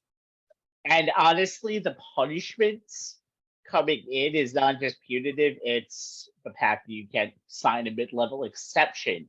The fact that you're not going to be able to give away draft picks only 7 years down the line, which is almost nothing. And you see all these protective stuffs. This is almost like, I think, the NBA's best possibility of having a salary cap. And they almost never have a salary. I mean, and this is the NBA's best. You're going to spend under a salary cap and you're going to like it, goddammit. I don't want to teams are scared of it outside of Phoenix. And that's going to be very interesting to see going forward. Anthony, what are you looking at for the next offseason? Well, I think it's pretty obvious. We saw this in the playoffs. They need more outside shooting. This is a team that was tied for 19th in the league with shooting at 35%. And this is after they finished in the top 5 in offensive efficiency. So clearly, 3-point shooting, bless you, by the way. The outside shooting definitely was not a pure strength, but it was even worse in the playoffs. They shot 29.2% from 3 in the playoffs, dead last among teams in the playoffs. The Miami Heat zone defense exploited a lot of things about the Knicks offense, and that was the lack of outside shooting, but more importantly, what happens when teams are just going to dare them to shoot. They couldn't knock down shots. And we saw even in the playoff win against Cleveland, how many outside shots that the Knicks were taking and missing that were actually wide open. So you look at the Knicks, they have to add some shooting. Outside of Jalen Brunson and Quentin Grimes, they don't really have any players under contract for next season that shot better than 35% from beyond the arc. There is a thing. There was obviously the question of re-signing Emmanuel quickly. We mentioned Josh Hart as well, but Josh Hart is not noted for his outside shooting as much as his rebounding and defense and skills on the defensive end. So then, and here's another a contract that we haven't talked about much. That's Evan Fournier's. That $73 million contract for 4 years he signed before the 2021 season. The fourth year is pretty much not guaranteed, so he's pretty much an expiring deal. If the Knicks are able to move him, that does free up some cap space where they can go out and maybe sign a guy who can shoot from outside, maybe was running cheap. And there are options out there. You saw about Dante DiVincenzo, who spent the last season. Vincenzo, who spent the last season at Golden State and shot the ball 39% from outside. Lonnie Walker, we saw the glimpse of that he was able to do with the Lakers, particularly against Golden State in the second round of playoffs. Matt Strus is another guy, but he played so well in the first half in the first 2 rounds of the playoffs. You wonder if he maxed himself out as far as the price that the Knicks are willing to pay for signing him more. But there are other guys too, and they may have, there's another guy that they don't have to even go too far, at least leave the metropolitan area, and that's Steph Curry, because he's a guy who can still knock it down from outside. He may come a little bit cheaper than some of the other options. That's on the table. He shot 40% from behind the arc. Fifth among players with at least 1,500 career attempts with a 43.5% mark from the outside. The downside of him is he's not a great defensive player, but on a team on a top 2 team that does play good defense, they need somebody who just needs to do one thing, and that would be a guy who can shoot and can knock it down from outside. And you want to know why I mentioned Yada Watanabe earlier in the show? Because he's a free agent too, and he's a guy who did shoot 39% career 3-point shooter, and we saw early in the year before the trades and before he was pretty much lost in the shuffle that he does stress the defense, something the Knicks desperately need. So there are options out there, and it's going to depend on what they do with the contracts they have as far as who they resign, but more importantly, who they're able to move. As far as what they do with free agency, because they don't have any draft picks tonight. We all know that. So they're gonna have the work cut out to add to a weakness if they want to at least get past the second round of playoffs next season. I do want to say this about what you're saying about signing these people in the offseason. They have to be very careful, because after the run that they had in 2020, that's when Evan Fournier got signed to the team, and that's what that albatross is now. So I'm very curious to see what the Knicks want to do in free agency, because the last time they went through this, they kind of went, we like the core, let's stay the course. That didn't work out too well. Their 2021-22 season was pretty bad. So it's going to be a very interesting way. That's actually one thing you can go with. I will say this, though. They need to avoid not just what happened. They need to avoid what happened in 2014, 2013, 2014, when coming off a playoff appearance, they thought that Andre Bajani was going to be the missing piece, and that was as bad to the organization. That was the trade that set the Knicks back several years when you think about the draft picks that they gave up in that trade. And Bajani barely playing 50 games over 3 seasons for the team. So they need to avoid that kind of disaster. But yes, I think if there's somebody they can add as far as maybe a 1 or 2 year deal that's not going to hurt against the cap, they should definitely take a fly on it. But moving forward his contract, I think it's going to be the most important thing. Can they do it, and who would be a taker for what would be an expiring contract, pretty much. Well, let's see when they do it. If they don't do it now, they can easily do it at the trade deadline if they're in solid contention. All right, as Jay has usually said, and I hate the way to say it, Wither Obi Toppin. Obi is eligible for an extension this offseason, and the Athletics Fred Patz said a fair extension would be $10 million to $15 million annually. I don't know if Obi Toppin is going to be the right fit for New York just because of who they have as head coach. There was also reports that came out a couple days ago that that Obi and Coach Tom Thibodeau argued with each other after their Game 4 loss against the Miami Heat in the Eastern Conference semifinal.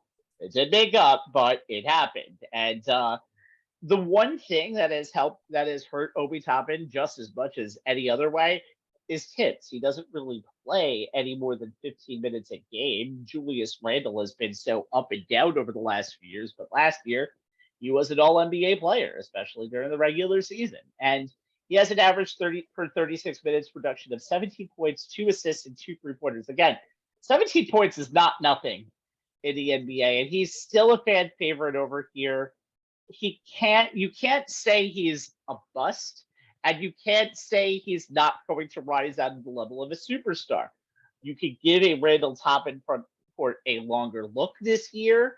You can cut Randall's minutes if you want, but I don't know if that's going to be the case. He's a guy who unfortunately relies on volume, and if he becomes a low 30s per minute guy, who knows how bad his production drops down.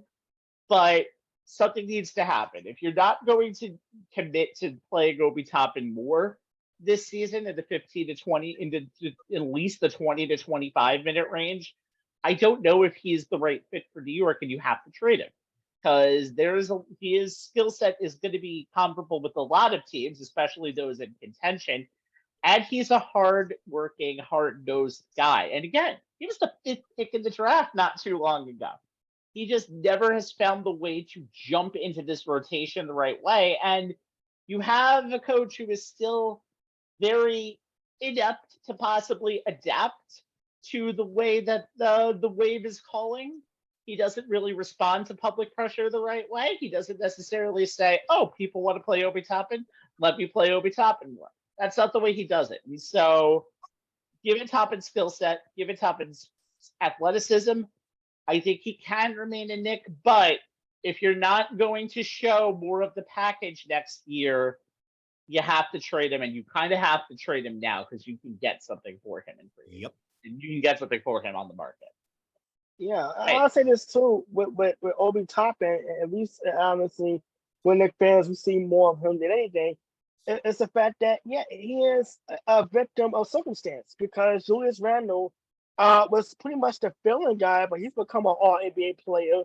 In 2 to 3 seasons, he's been a Knick. And then there is a thing of Tom Thibodeau and the reputation he has of just playing guys that he trusts. He doesn't like to play small, which you would think against small lineups that Julius Randle, Obi Toppin front court, which wouldn't be great defensively, would actually open things up more offensively because both players are dynamic on that end of the coin.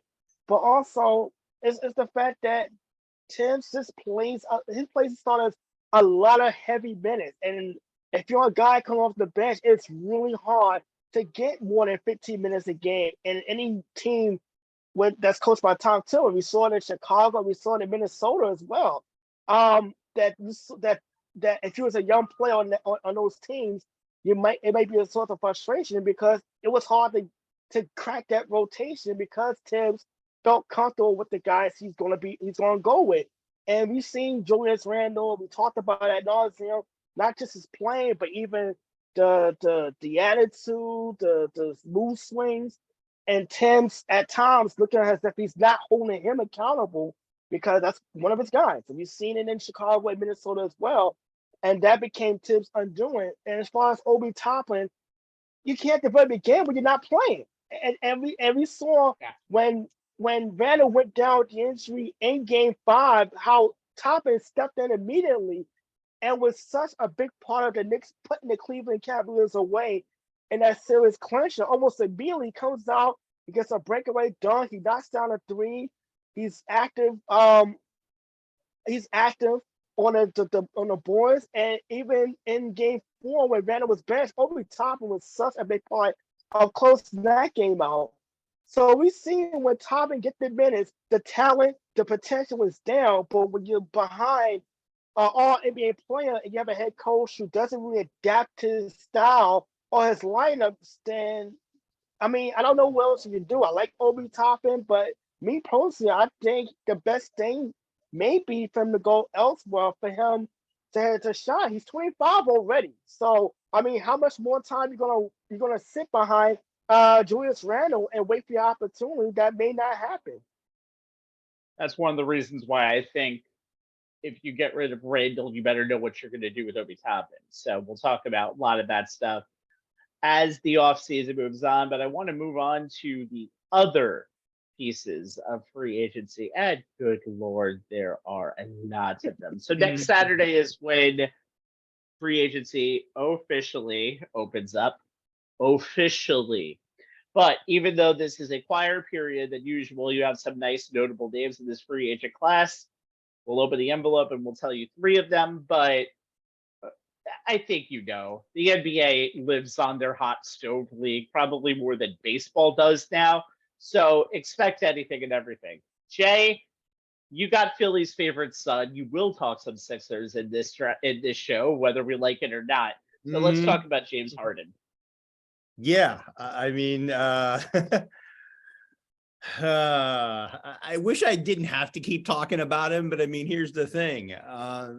He's not the dictionary definition or even the CBA definition of a free agent. But considering that 99.44% of those who cover the NBA as a whole and or the Sixers specifically believe that the Philly point guard will opt out of his $47,075,783 player. Wait.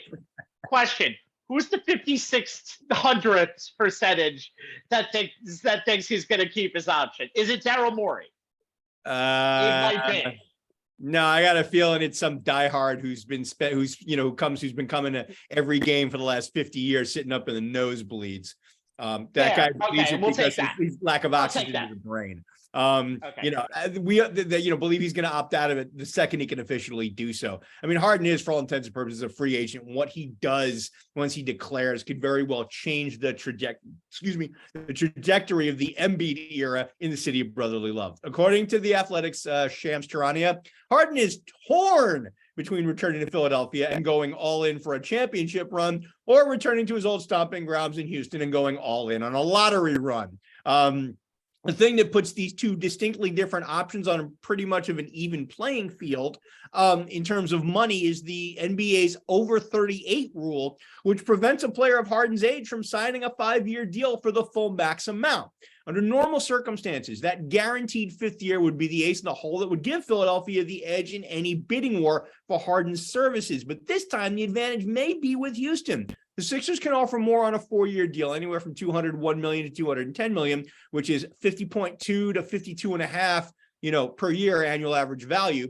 But because Texas has no state income tax, the overall money is basically even though there's less that Houston can actually offer. Given Harden's age and conditioning, this is likely too much money for Harden no matter what. The boards system, the S being a dollar sign, developed by the Athletics' John Hollinger to project contract value, sees the first year is fine if you're in that $50 to $52.5 million range, while the subsequent years may not be as fine. The case could be made to justify Philly overpaying to keep Harden as a strategic move to try anything and everything to give the team as much of a title window as possible in Joel Embiid's prime.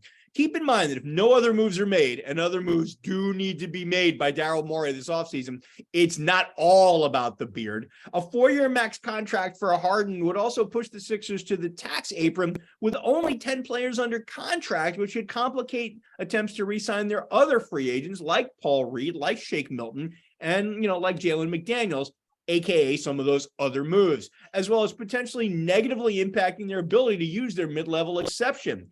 The same contract with the Rockets would have fewer tax implications, as Houston projects to be more than $60 million below the cap and keep players like Jalen Green and Alperen Alparan Şengün took, I have to find the phonetic spelling of that one. Good. Thank you. They don't become free agents until 2025. There are also philosophical questions as well as financial ones for the Sixers to consider. How committed are they to running it back with basically the same core? How much will the new and more punitive second apron CBA rules play a part in how the Sixers approach negotiations with Harden? How much does Harden actually care about being on a contending team as opposed to a lottery team? Is basketball freedom a negotiating tactic by Harden in his camp or an actual demand? And last, but by no means least, how much does the hiring of Nick Nurse affect Harden's thinking here? As I noted when we talked about the new Sixers bench boss, he didn't exactly handle the questions about Harden's situation with what we would call aplomb. Bottom line, what James Harden ultimately decides with regards to the next chapter of his NBA career will have a gigantic effect on the Sixers' future. If he re-ups, this team stays a major contender in the East. If he leaves, there is no way to replace even adequately what he gives this team, and the Embiid era will be at a very dangerous crossroads. And if you signed Harden and he doesn't do the job, then you're also really, really helping. This is a make or break year for not just Embiid as a player, but what Embiid wants to do as a player, because he can be the next domino to fall in the unhappy and leaving category. Speaking of the unhappy and leaving category, Anthony, Kyrie Irving has done that in a bunch of different places. There's and a once setup again, for you. it falls right into your hands. You know what? I have petitioned the rabbi if we can play the theme music for the Young and the Restless, but unfortunately, I don't want our video on YouTube to be flagged for copyright infringement. Too much money, can't do it. Sorry. So we can't do that. But you know what? This is hashtag Kyrie Turner 2023 edition, because Kyrie Irving is a free agent. Finished the season with the Dallas Mavericks after pretty much forcing the Nets to trade him. And at the halfway point of the season, prior to the All-Star break, when the Nets were actually fourth and looking like a contender in the Eastern Conference. So he finished the year with Dallas, averaged 27 points, 6 assists, and 5 rebounds in 20 games at the Mavericks, who inexplicably punted on trying to get a playing position to protect the all-important number 10 pick, which would have went to the Knicks had the Mavericks make the playoffs, or they have fallen out of the number 10, the top 10 for the draft lottery. But when you look at Kyrie Irving and the Mavericks issues, it was before Kyrie got there. There was a bad defensive team before he was there. So a lot of the Mavericks' woes last season was not his fault. But there was the rumors of him going to Los Angeles and the Lakers that went back and forth last summer when he opted out of a $36 million. He opted out only to opt back into his $36 million option. When he realized the Lakers were the only team that were interested in him. And now this season, the Lakers rumors were there. He was at 2 playoff games, in front row, so the rumors was there. Then there was the report of him trying to recruit LeBron to come to Dallas, which was ridiculous on all parts. But the rumors not going to go away. But look at Kyrie Irving. Just for a selfish reason, and I will stick up for Kyrie in this regard, it would make sense for him to get a max deal, just from a financial standpoint. He's 31 years old. He's been in the league a long time. He's only 31. But the man has burned there's so much baggage with him that this is his last chance to really get a big payday as far as career concerned. And it's like, well, it would make sense to sign a max deal with Dallas and stay down and see what a full season with Luka Doncic would work out, what would look like. But look at Kyrie, and look, I've been accused of being a Kyrie hater or a Kyrie basher. There are times where I have tried to there are times where I have tried to defend Kyrie in some circumstances. However, we've seen the laundry list of the off-the-court stuff with the Brooklyn Nets. Before then, the locker room issues with the Boston Celtics. There was the reports of him pretty much being distanced from the rest of the Cavs team the year they went back to the finals in 2017, which was his last year with the team before he forced the team to trade him. So you never know if Kyrie's happy or not, if he's into basketball 1 minute or if he's not the next. But as far looking from a Kyrie standpoint, it would make sense to stay in Dallas and sign a max deal when you have Mark Cuban willing to sign you to a long-term deal, as opposed to taking less money to a Laker team that he may, who knows if he'll win or if he'll wear out his welcome. Because you mentioned with Draymond Green being a combustible guy in the locker room, Kyrie Irving is always the ultimate risk because he's such a high reward guy. The ultimate risk is he may do or say something that could literally just throw a monkey wrench into everything. And we saw it 4 years with the Nets. It was always something with him. And I'm trying really hard to try to be on the positive of Kyrie Irving. Stop now. Yeah. Stop now. I think I'm going to hold on the brakes. One thing that I thought was kind of funny, and I don't know if the rumors were true, were Kyrie trying to recruit LeBron to Dallas. And I honestly, to make him look like, okay, he can recruit free agents to Dallas. That sounds like a Kyrie move. That sounds like a Kyrie move. I'm just saying. I can't report. It was reported. It might be completely fake, but you can't deny that it could possibly be real. Just saying. Okay. I'm looking at 2 free agents to end this segment because I'm the moderator of this show and I can split if I need to.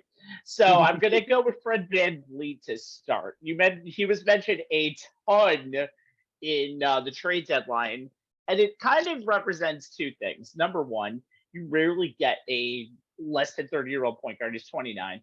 He declined a $22.8 million option for next season. And guess what? That's a good idea because he's going to not only get more years, at least probably 4 or 5 years, he's going to get a $30 million plus a year pick because, again, weak free agent class. And there's a lot of teams that can use him. He is a scorer of, I think he went for 19 points per game last year and 7 assists. But most importantly, he is about as good of a floor general as you can expect in this entire league. There's a lot of teams that want him. I personally think he might be a good option for Philly if Harden goes. It would force him to go younger, and he would be working with Nick Nurse. Houston could be a possibility. There's a lot. Once you get past that, you're going to have Houston, Orlando, and yes, even LA. And it says this thing, and then it would be a consolation prize from Kyrie Irving. No, I think he would be a big step up from Kyrie Irving, only because of the fact that he's younger, he has more potential, and it could be something a little bit different. What's interesting to me also in all of this is the Raptors, who I don't think will re-sign him, but is at least in the market for possibly re-signing him. That's kind of been moving. Being run by Masai Ujiri as team president, they've never really experienced a full-on rebuild for a long time, and never in his tenure. And I think this is a very big crossroads for him. They gave up a lot to get Kawhi Leonard in 19. They knew it was a 1-year deal. They got a championship. They thought they kind of got back up to it in 21-22 with the Scotty Barnes season that they had, but it turned out that was just kind of a mirage. They weren't even a playoff team year. They didn't even make the second round of the play-in, and I'm very curious to see. Eventually, Toronto's going to have to hit the reset button. Is this the time now? I also want to talk about Draymond Green. We've talked a bunch about him today, and I think a lot of people think with Jordan Poole being traded to Washington, who, by the way, Poole unfollowed Green on Instagram literally minutes after the deal today. That did make headlines. So I'm not surprised. I think it's funny. Draymond scheduled to make $27.6 million. He's going to probably get the stability of 3 to 4 years, even though he's 33. And with Green, you get a lot. He doesn't really score almost at all anymore, but he's not a spacer either. But what you saw from him defensively last year in spurts, even though last year was a very controversial year, to say the least, for Draymond, is immeasurable. And I look back at that Kings series, after he had the incident where he stomped on Sabonis at game 2, suspended for game 3 when the Warriors came back, and then played off the bench in game 4 and probably played his best defense of the series. He basically confounded Sabonis to every which way possible. It was scary how much Draymond Green knows as a basketball player, and how much we've always been talking about leadership skills. We talked about it a lot. We're going to possibly talk about it more if we get to the Marcus Smart Porzingis trade coming up. But who better to have for a championship team than Draymond Green, who's probably known more about how to be in a locker room than almost everybody in that league has forgotten. And furthermore, fun fact, when he was playing last year on the court, the Warriors had a 7 net rating. That was the best in basketball. When he was off the court, minus 5.2. The only team that was worse than that was the Charlotte Hornets. So, needless to say, even at 33, Draymond Green can still be a linchpin of a championship ball club. Yeah, I was saying this too with Draymond. I don't know if you ever listened to his podcast. When you cut out the theatrics and some of the answers, Draymond is one of the most brilliant basketball minds that you can listen to. I was like, well, ESPN, call this guy to be on your focus series, because listen to him break down the final series between Denver and Miami and pointing out things that Miami were doing wrong. It was like, well, there you see his attributes right there. I mean, he's not a scorer, and he's not much of the Draymond Green we saw in the championship heyday, but the knowledge and the basketball IQ is clearly there. You mentioned the Sacramento series after game 3, him voluntarily coming off the bench, realizing that was the best thing for his team, and really making his mark defensively, particularly guarding Sabonis and pretty much really taking him out of that series altogether. I would say it like this. I mean, he's still a guy who can contribute to a team that's competing for a championship, or even an up-and-coming team that may need a guy who can, compatible as he is, brings a lot to that locker room, and was been regarded as the heart and soul of the Golden State Warriors championship teams. He's one of the only guys, I think, in the NBA who you can almost overlook the scoring numbers because of the intangibles that he brings. He's still a double-double guy when he can be, but it's not often. But I really think that you even saw it this season from time to time. And I said it before, and I'll say it again. I said it many times during the season. If I said Draymond or Poole, I'm taking Draymond 110 times out of 100. It's not even a question for me. And learned a lot at the feet of Tom Izzo in Michigan State, and is really a basketball savant. All right, we interrupt this draft talk. We'll get back to the draft talk for our last few segments in just a moment to get to the idiocy of one Ja Morant. Yes, my friends, we former good citizen Ja Morant, whose second flashing of a gun on Instagram Live had led to Adam Silver having to make a big decision. He instead had to realize that it turned out to be a medium decision, suspending Morant for the first 25 games of next season. All right, guys. Jay, I'll start with you. Is this the right move? Oh, man. Leg for the former number 2 pick of the NBA draft.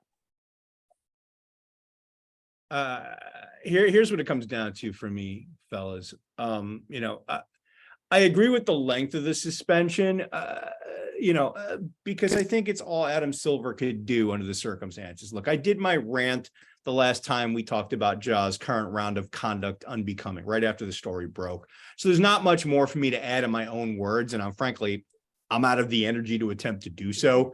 So I'm going to use other people's words here because I find them quite telling.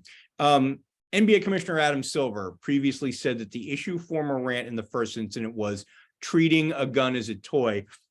And later, Silver said it was a danger to society for Morant to hold it during a live stream.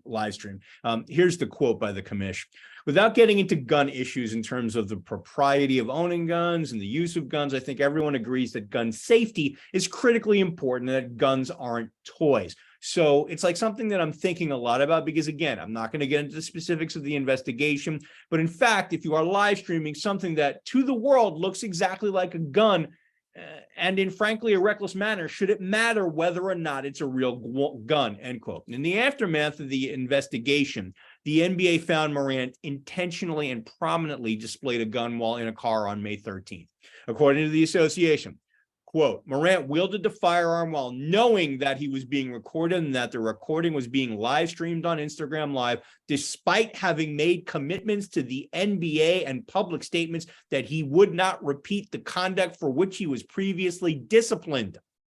According to Commissioner Silver, Morant's decision was alarming and disconcerting. Silver added that he is particularly concerned about the potential of young people emulating Morant's conduct, saying, quote, engaging in reckless and irresponsible behavior with guns will not be tolerated. Prior to his return to play, he will be required to formulate and fulfill a program with the league that directly addresses the circumstances that led him to repeat this destructive behavior, end quote. The part about whether it should or shouldn't matter if the gun was real is something that I agree with the commission about. How many news stories have the three of us heard in our lives where a kid was shot by a cop on a dark street or alley because the cop couldn't tell that the kid was in fact carrying a toy and not a real weapon? Whether Morant considers himself a role model or not, in the age of social media, where more than a decent portion of those who follow him on his platform are kids, you simply cannot be out there engaging in this type of behavior. As I said at the top, I agree with the length of the suspension. 25 games is one game more than 3 times the number of games as the previous suspension. Because absent any criminal charges being filed, I don't think Adam Silver could have justified grounding Morant any longer than that, though I have to wonder if deep down he would have liked to have been able to really bring the hammer down. Here's the thing for me. Silver can publicly say he's disappointed in Morant and talk about wanting to help this young kid who has the potential to be the future face of the NBA. But privately, I have to believe that he's pissed as all hell. I would be. I feel played. Like everything Morant said previously was lip service without any sense of remorse, and I feel really disrespected. How can he not feel like Ja Morant basically lied to his face? As I said earlier, guys, I can't really manage much more energy on this. I am so done talking about it. Ja Morant needs to look at the man in the mirror and make some changes, starting with his inner circle and who in that group he actually should be listening to. If he can't, then his next offense, whether there are criminal charges or not, needs to result in a year-long without pay banishment. Actions, or in his case, inactions, have consequences, and the NBA needs to hit him square in the face with some real consequences if he's caught engaging in behavior like this again. Enough is enough. Okay, I guess I did have some of my own words to add. Well, thank you for that. Anthony, what do you think? I agree with the suspension. I thought it was Bill. I thought it had been 40 games. I thought it had been a lot longer, but I can understand settling for 25 games under the circumstances. But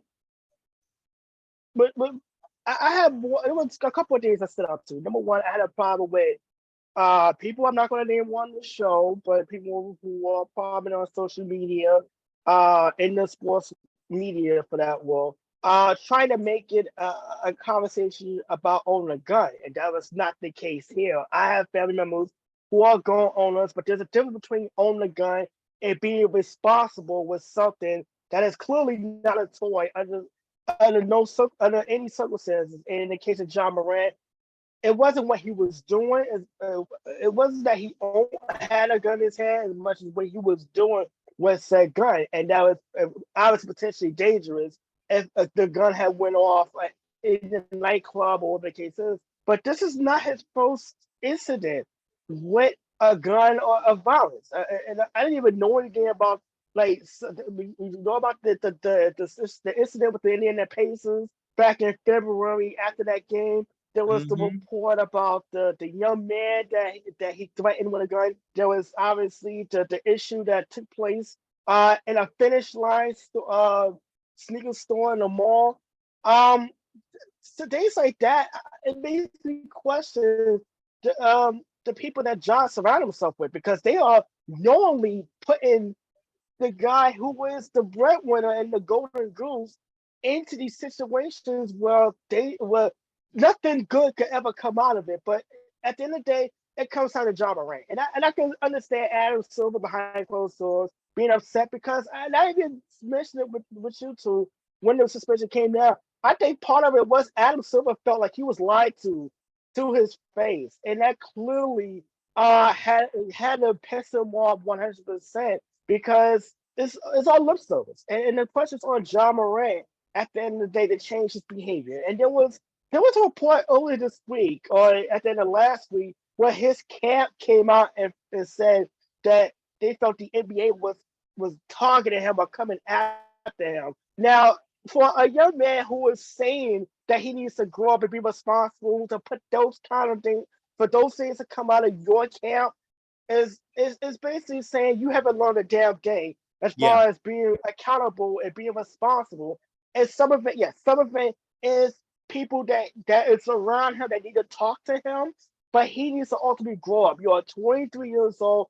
You're a father. On top of this, away from the basketball court, you on the court.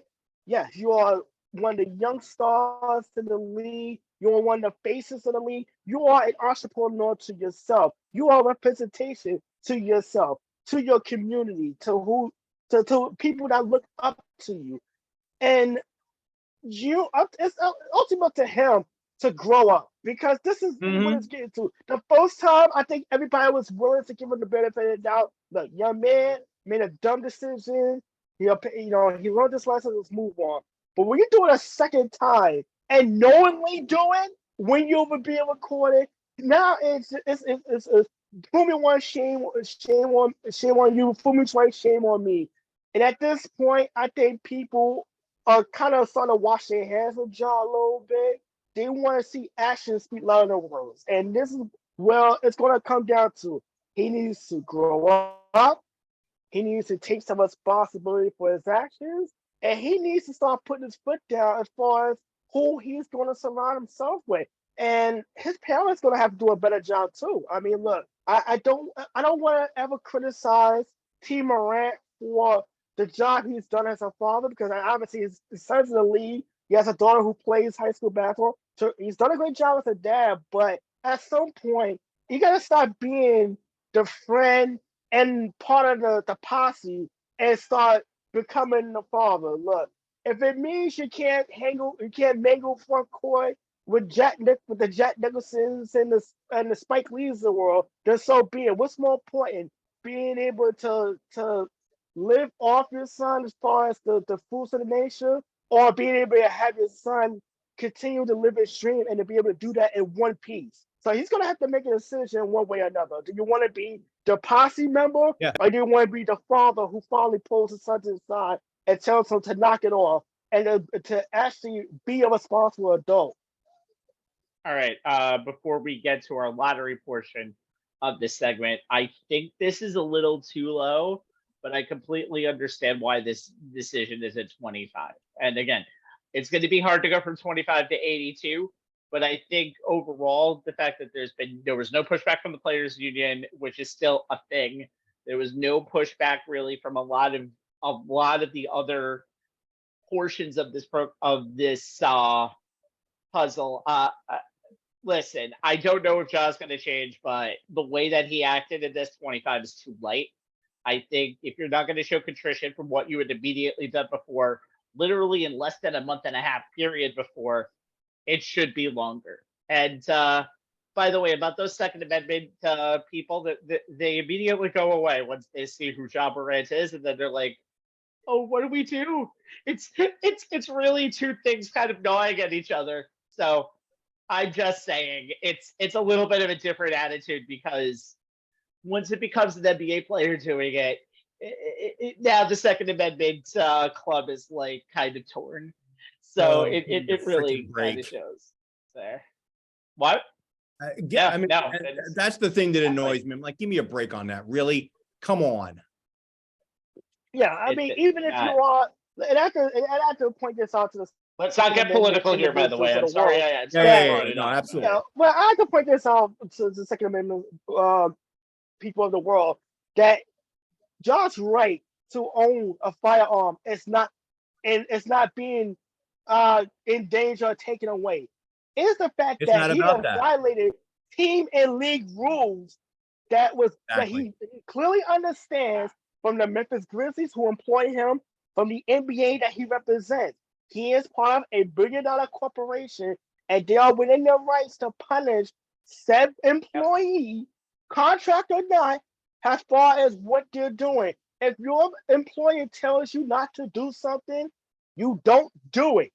I bet if I did something and my job didn't like it, I won't have a job come Monday morning. That is common sense.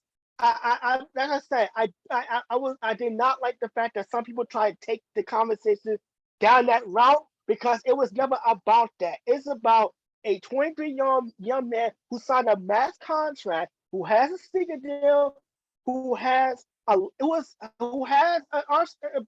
a corporation within himself going and being a representation of him and the league and the team he represents, Memphis, Tennessee, which by the way is has its rough neighborhoods too, as far as violence, and him basically breaking the rules, and he needs to be held accountable for that. Mm-hmm. I'm going to close the political door and open up the draft door again. Just take that creak, open it up, and we're going to talk about so there was a lot of big three. There was a big three of prizes at the top of tonight's draft. It's one of the best big threes we've had in a while, but we're going to give some love to the other 11 losers of the lottery, except you, Dallas. Screw you. Knicks fans have not forgotten about your tank job. Go to hell. Just saying. That's the end of my rant there. All right, Anthony, good or bad? What pick piqued your interest? You know what? I'm looking at the Utah Jazz and the two pick. And while I was talking, by the way, the guy I was talking about with the Nets was picked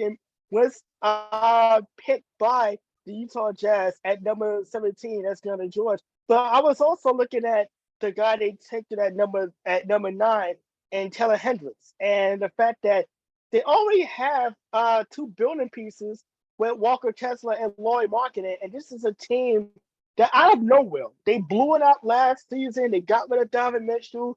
They moved Rudy Gobert, and probably one of the most outrageous trades as far as highway robbery with draft picks that you could think of.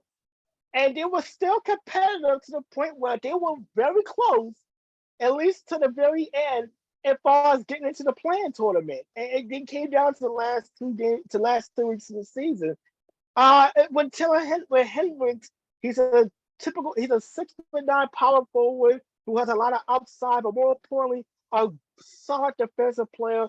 Now that gives Markkanen the option of being able to play the 4 or the 3 as a small forward, because now he can score and not have to worry about doing so much defensively down the paint. And now you add George to that team, the playmaker. I felt had he been available that the Nets should pick up. I think right now, so far, the Utah Jazz having a really good night, and they're adding some really good pieces to a team that could go from a also-ran playing team to a team that could legitimately get into the Western Conference playoffs next season with a head coach that, like I said, I don't know how he was able. Will Hardy, I don't know how he was able to get the most out of what was basically a throwaway season for Utah, but there they were. So I think right now Utah's having a great draft.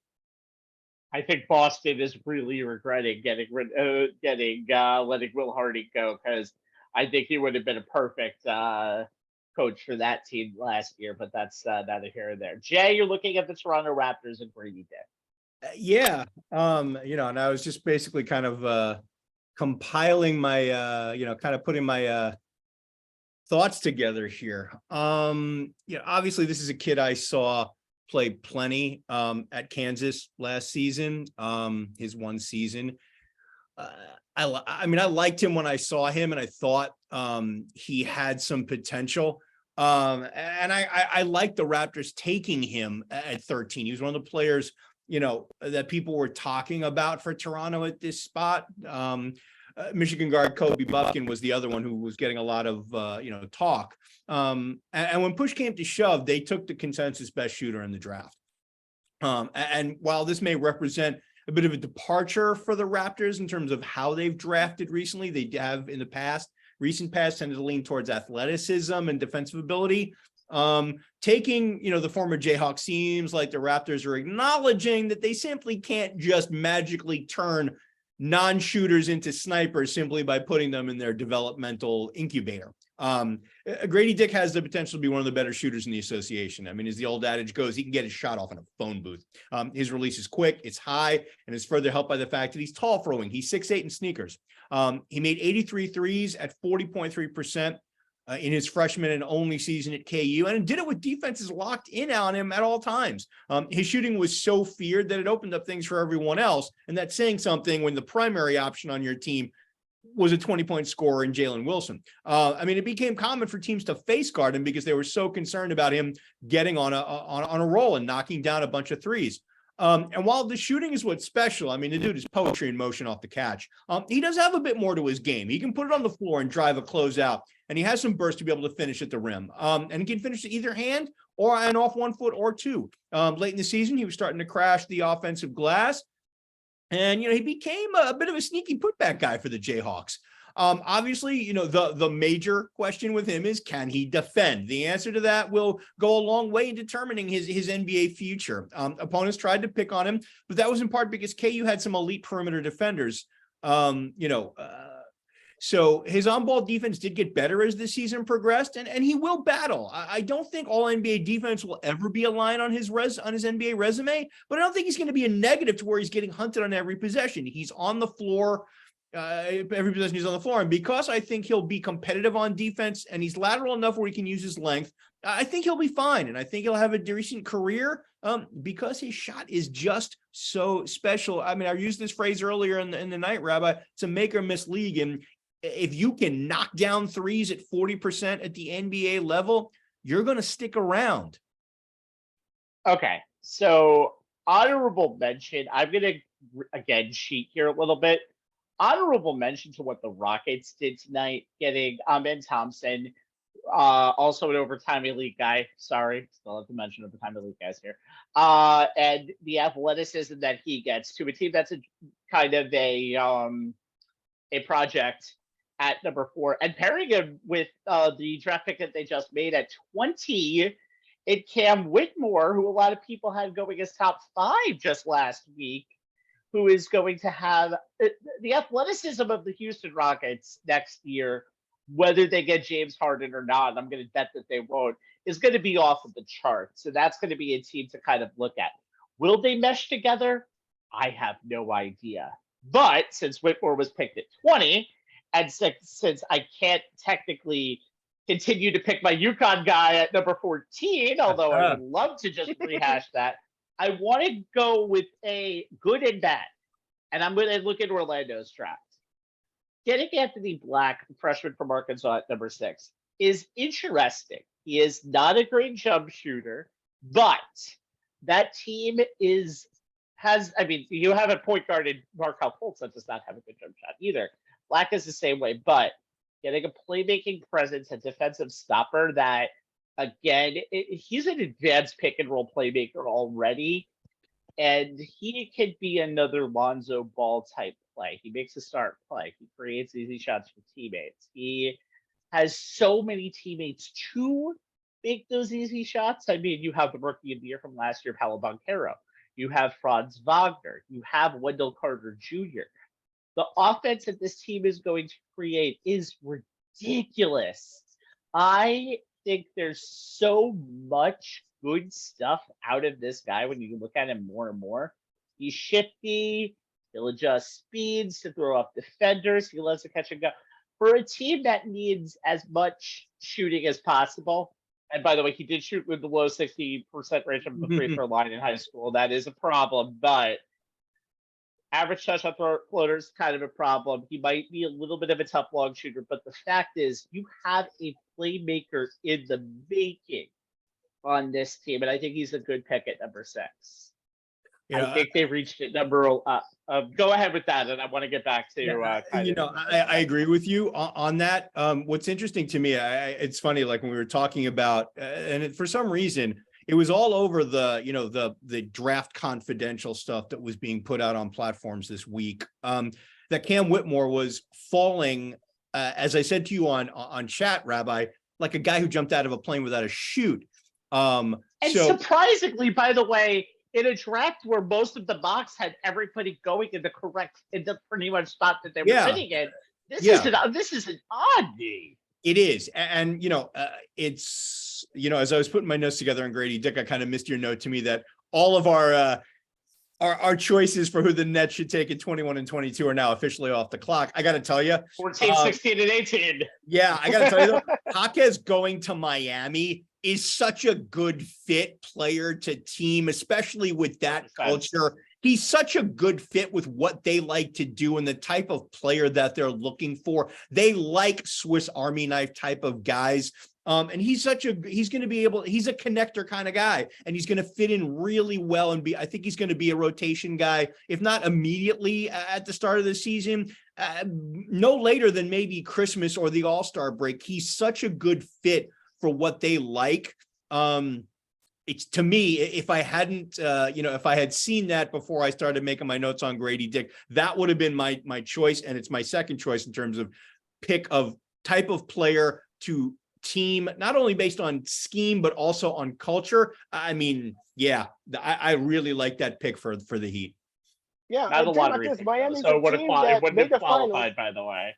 Yeah. Miami's a team that made the finals with a handful of guys that were undrafted. So if there's a team that knows how to get the best of what they have, it is the Miami Heat. You think about a player who can come in, who can not only contribute as a rotation guy, but they play zone defense. And UCLA has their habit of playing zone defense, obviously. So he's a perfect fit for Miami. By the way, I want to get to the other player I was referencing to. I'm sorry, Jay. Jet Howard should not have gone up that high. No, that's a reach. That's a reach. Considering what kind of season he had in Michigan, he has a good build, and he's a good knockdown three-pointer. He can move well. He knows how to be a playmaker. But I mentioned before with the guy from Arkansas that they just picked up at 6, you need scorers, and you need people who can do everything. That guy can be a scorer. I can't argue that. Be a. No, I 100% on that, Rabbi. Yeah. I mean, if you think about the intel and the way we were looking at scouting reports on the two perimeter guys, from the Wolverines, Kobe Buffkin and Jet Howard, based on all of that, Buffkin should have been the guy who went first. He's more of a. And I don't think he's a lottery guy either, by the way. I think both of them are mid-teens. But my thing is that where he went, and he went to 15, which is literally the first spot outside of the lottery, which, makes sense for him. But yeah, Jet Howard going from Orlando at 11. I mean, I guess when you have that many picks in the first round, you can afford to, take a reach. But when you're trying to build a team and you are struggling, with at the lead guard position, and your first two picks are guys who don't qualify as either. That means you either are confident that, you can develop these guys as perimeter players behind Franz Wagner, or you are still optimistic that Suggs or Fultz is going to, morph into an NBA level, an NBA level lead guard. You just can't have a guy who is that unaware defensively on the court. And there have been so many knocks at his defensive games that you can't have that guy being in that rotation. I think at 20, he would have been a better pick. I think this is just a pick of where you pick and who you pick. There were so many more better all-around games. I think one thing people were talking about is Jet Howard. I think it was Jet Howard. I don't know which one was the one that only really tried out for Toronto. I think it might have been the other guy from Michigan that did that, but I think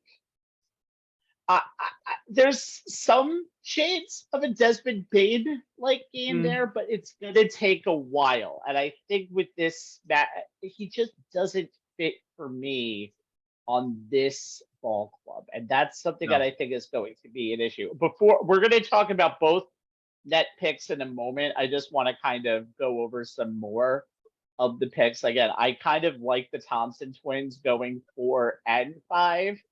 I think once you get past 1, 2, and 3 in this draft, you're going on potential, and you're going on the younger brother, or not the younger brother, but Oster has a little bit of a better impact on defense, can shoot better. He has some more playmaking, but there is so much potential in Amin Thompson that I think that's just the pick. And I think the fact that more and more people are thinking that James Harden is going to stay in Philadelphia. I think that's been the prevailing opinion over the past few weeks. We'll see, because every move that we see ends up being something that just wasn't reported 5 minutes ago. Who saw Bradley Beal to the Suns coming? Who saw Chris Paul to the Wizards, to the Warriors coming? I like Thompson a lot in this Houston offense. I think, again, there's so much that you can do with this ball club. It just has to fit. And I think Ime Udoka is going to give this team a huge lift when it comes to having an identity. I don't know if there's just enough defense on that team, at least for now, especially in the loaded Western Conference, guys, where 12 to 13 teams are always going to be in contention. I mean, look at the Lakers last year. They were a team who was 13th, and they moved up to be a Western Conference Finals team. There's so much packed teams in that league that Houston just needs ways to stand out. I think they did it with this draft, but I still think there's still a lot more needed, because, again, there's no question of talent anymore in the NBA. There's almost all of these teams have talent. There's just a question of how that talent fits going forward. Yeah. And by the way, the Thompson twins, I would say there's 2 things. Number one, it's great that both of them don't have to fight over a PS5 anymore, because they can both get their own. That's number one.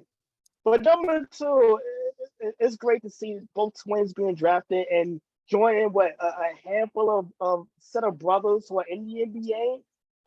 You talk about the Ball brothers, the Holidays, the Antetokounmpos, the Lopez, and now we have another set of twin brothers in the league, because we think about the Morris twins. Now we have the Thompsons. So don't ever let anybody tell you that the NBA is a family game, because we have several family members who are very much represented in the league. Mm-hmm.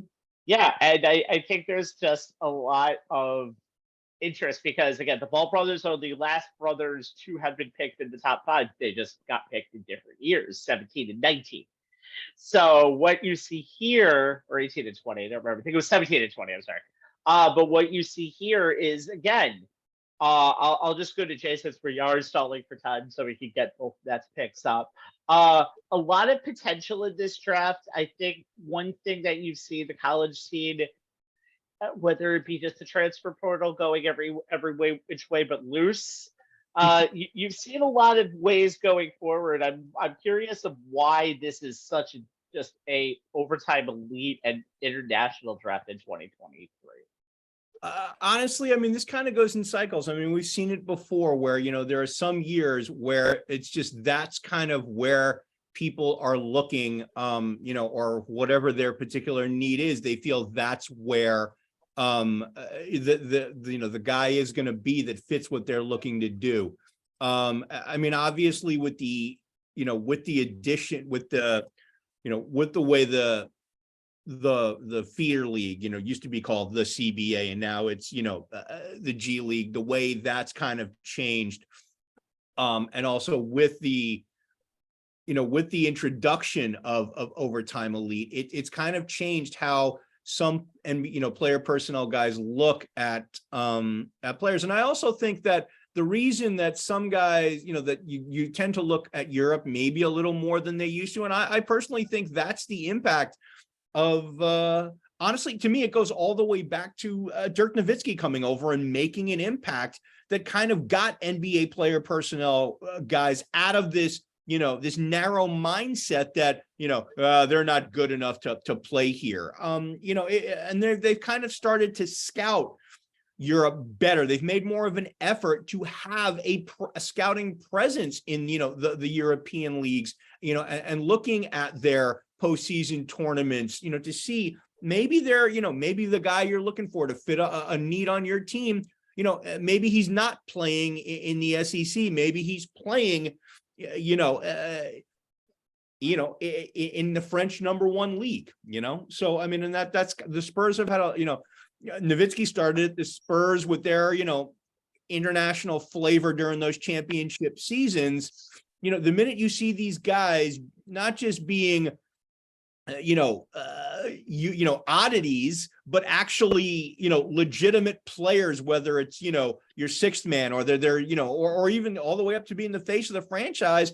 I think it took some of the stigma off Europe. And if there are years where, the talent is there more so than it is in the college ranks, NBA personnel, guys don't have any issue, making the pick and bringing them over. The European guys are no longer made just as stash picks for late in the second round. These are legitimate players who they feel can step in and be taken, as, high to mid-level, mid-range first rounders, because they believe they've scouted them well enough to believe their game translate. And it's also the, the generation we're dealing with here grew up on the current NBA. So it's like, they're not, they're playing like the guys they grew up watching, and the guys they grew up watching are the guys we grew up watching, or the generation after us grew up watching. So they've been, looking to mimic those skill sets, and they've done a good job. And the minute you can actually, that NBA personnel guys can see that the skill set is the same and is translatable, there's no reason not to go there if that's where your best option is for what you're looking to get for your team. Finally, we're done. Sorry. Let's reanalyze the two Nets picks. Yeah, Jay, they made both of them. World's not always. Hey, you know what? I'm luckily surprised. for us, they did it 21 and 22. Pick number 1, Noah Clowney, forward out of Alabama. Y'all can take that one. Pick. You want Tariq Whitehead, guard from Duke? Hey, I'm the ACC guy here, so y'all can talk Noah Clowney. But I got to tell you, I'm going to start. I like both. Anthony, picks. I'm going to start with you on Noah Clowney. What do the Nets get in the second Alabama player picked in this draft? Well, one of the leagues that I know we went, me and Jay went playmaker as far as the Nets needs, but another thing was rebounding.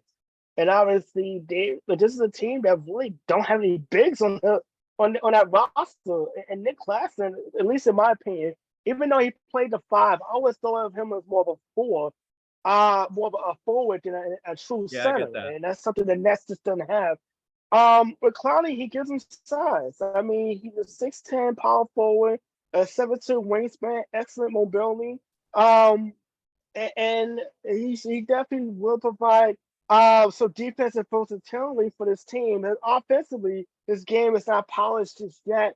In the short term, he's going to have to build up his strength. He's going to have to bulk up a little bit, build up his physical strength. But I mean, there's room for definite improvement down the road. And I think the Nets are really are taking this on more potential than immediate impact or even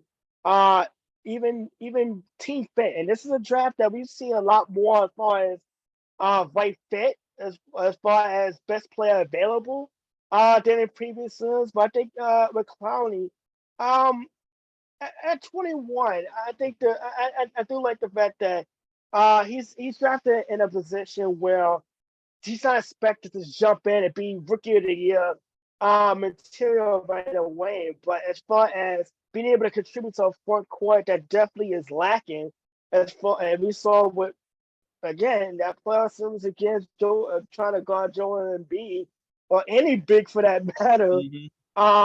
That the Nets were just vertically challenged, and he at least solves some of that problem, but also he gives him another rebounder as well. And one of Nick Claxton's biggest hiccups has been foul trouble. He has had a hard time staying out of foul trouble. So when in the event that Claxton is backing up the fouls, Clowney can spell him as a mixture 5, but he's definitely a power forward who can definitely help the Nets on the defensive and rebounding end. So it's not the home run pick, but it's not a bad pick by no means, considering that rebounding and size is something that the Nets definitely need to address at some point. But they have been the draft or through free agency, but it's better to do it at the draft, whereas you can at least work on a kid's potential than signing a free agent to a contract, and now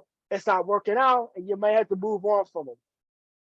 Yeah. Speaking of potential, all right, go ahead. Yeah, I agree with you. Look, it's a good pick. And we all know that one of the issues the Nets had last year was rebounding. They don't have a lot of, depth at the big spot. Sharp didn't get a lot of run. Claxton was relied on a lot, and Claxton's a talent, but they definitely need some depth behind him. So from that standpoint, I think it's a good pick. But again, it's still a bit of a project. I mean, he's 18 years old. He's got good length, but and he rebounds well. And honestly, if he, the fact that he fell here, it becomes a bit of a value pick. So you're going with a guy who you believe has more ceiling. And it's a good place to take a guy like that. It rebounded at a very high level, 15.5%, despite, competition from, on the boards on a big Alabama front line. Did not manage to, play defense without a notable foul rate, which is also good. If your thought is, you're trying to make him a little bit of a 3-and-D kind of guy or a stretch 4, needs to improve the 3-point shot. He's only 28%.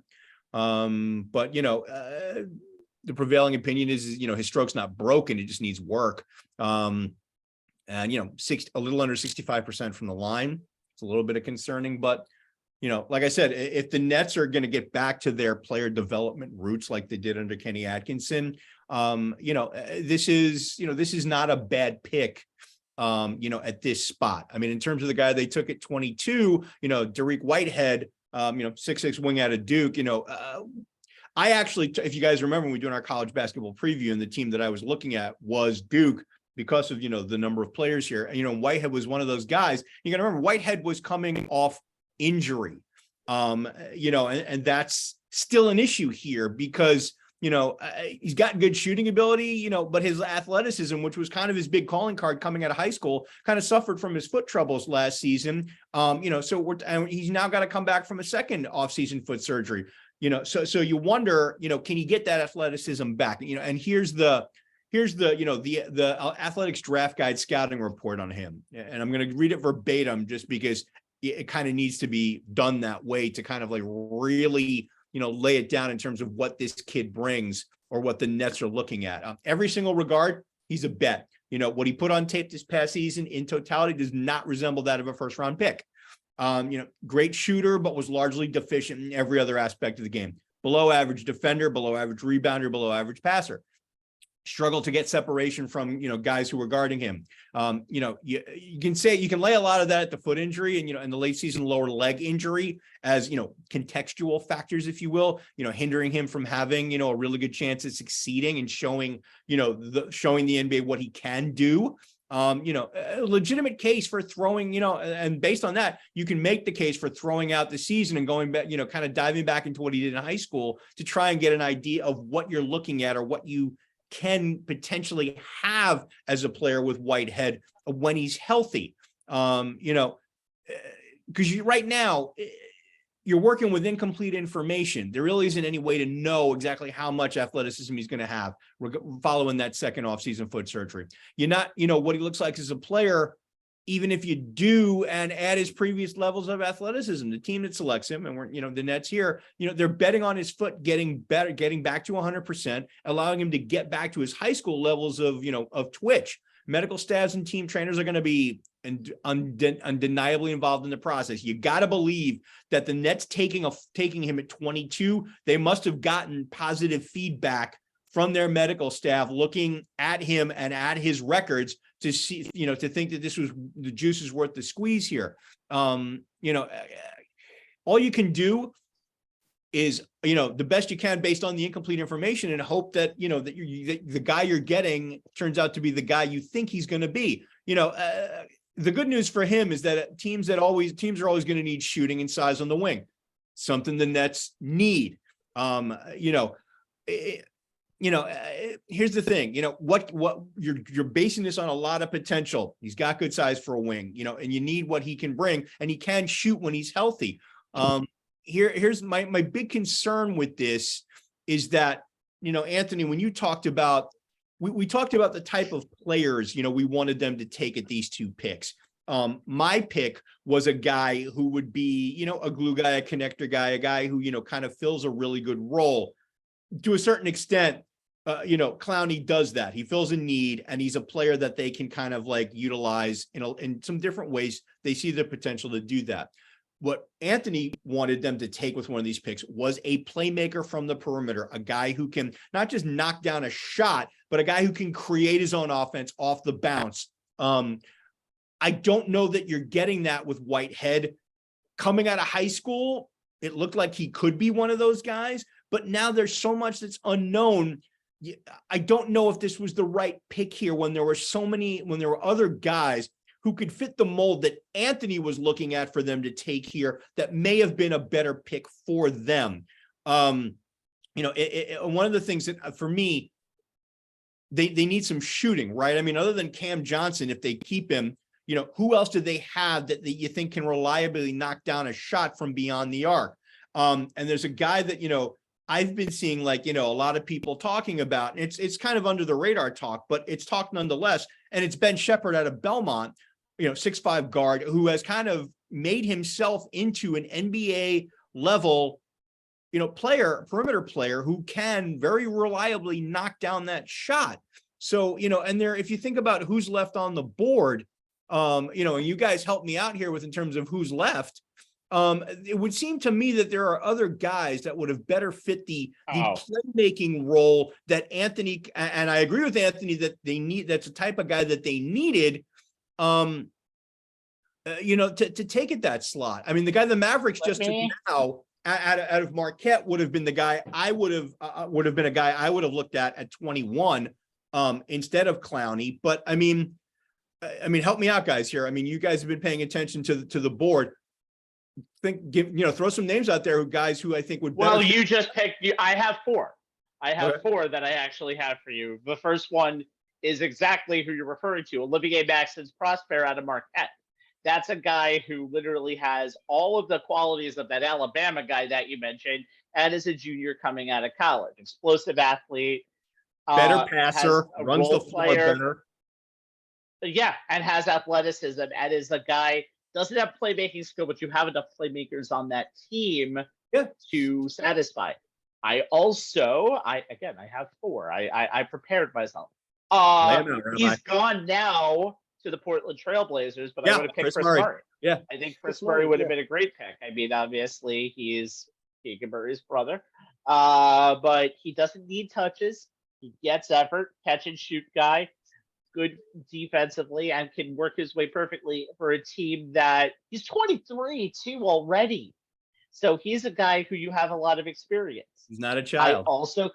I also could have thought Colby Jones. Yeah, would have been there's another player from this team from Xavier. He has a good soft touch. He's a little undersized, but work him on the right team, and he would work. Again, all of these guys are dogs. They are defensive players. They are players that will help keep your identity. Plus, they're older. That's a 21-year-old that you have on your team. And the last player I would have possibly picked is Trace Jackson Davis out of Indiana. Another player. I don't know if I agree on that one. I understand what you're thinking on that one. But again, a lot of athleticism, a lot of interior scoring. He intimidates opponents near the rim. I just think the Alabama guy is so much. What's the word? There's so much potential in a lot of these players. But all of these players that I just mentioned are 21 or older. And I think for a team that needs identity, that needs a little bit of leadership, and honestly needs people who you can take a flyer on one of those picks. Right, I but don't think you can take a flyer on both of them, right, especially and I having agree them with at you on 21 that. and 22. That's what I think they did here. Yeah, That's what and I I agree kind of with think they you. did here. And I just kind of ran down the scouting report on Shepard. He's a legit 6'5", 6'6". He has good ball skills. And even went off the ball. This is a guy who's sprinting to backcourt cuts, sprinting to shake, or, to shake guys or lift up, from the corner to get to the wings to get open. He can spot up and score over you. Good feel for the ball. He was also all team, all defense in the Missouri Valley. He's not an overwhelming athlete, but he's a good athlete. Doesn't have overwhelming length, but he's got good length. Doesn't have overwhelming quickness, but he's got good, quickness. He really competes, and he's got a good high IQ. He can make a shot. And this is the type of guy I think that you kind of want to have in that slot. And this is kind of the frustrating thing, because you're absolutely right, Rabbi. Based on this, and the other guys who are still on the board and available, it does feel like they took a flyer in both situations. I mean, if you were going to take to me, that's a little bit, I don't know. It just makes me wonder. They're players that can easily flame out. The players that we just mentioned are players that, even if they flame out, I still think you're getting 15 to 20 minutes out of them in one of their Right, first your bare two minimum, seasons. you're getting guys that you can see are definite rotation guys that you can see getting, having a definitive role here. And I just, I have to wonder what are they thinking? I thought another name is a guy I talked about during our March Madness shows, Nick Smith Jr. from Arkansas. I was like, Still there's on the another board. guy who's still on the board, who can create off the dribble, who can knock down the shots. And granted, he did have the issues with the injuries, but I saw him with the upside, and we saw when he was healthy how Arkansas was just a completely different team with him on the court healthy. And outside the fact that he can be a tricky shooter when he's hot and he's on, he's definitely, we've shown that he was one of the best players in the country last season. And for a team that was lacking playmakers or guys who can create outside, and the only real distributor you have on the team is Spencer Dinwiddie, I'm looking at him like, hey, wait a minute, if you're going to take a flyer on somebody as far as a developmental project, Nick Smith is a guy who not only can develop, but he's the guy who can probably be a backup point guard and be a combo guard at shooting guard, and for a net team that can use some versatility with the lineup. So, I mean, that is, like I said, both guys, they're definitely the both draft picks. They're definitely basing it on potential and what they can be. But there were a number of players that are still on the draft board that you can make the argument that, hey, look, immediate impact, or even guys with higher upside. Yeah. And by the way, one of those players that I could have easily fit into that just got picked by Boston for 25. Marcus Sasser. Oh, wow. So I think, again, those are players that I think if you're going to remain a top 5 or top 10, top 8 team in the playoffs, those are the types of guys who won. And I think that's how they're right. All right, guys, have their man.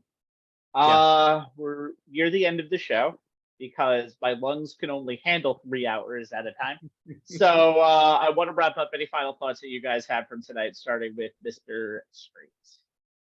I would say this, and one of the biggest joys I always say of watching the NBA draft is seeing these young men work their tails off, and being able to realize a dream that they had, and to see the families obviously being part of that dream. But you have to realize, and I would say this too for the individuals who are not going to be drafted tonight, don't throw in the towel. Keep working. And for the guys who are drafting, who have been drafted, the work only begins tonight. I mean, it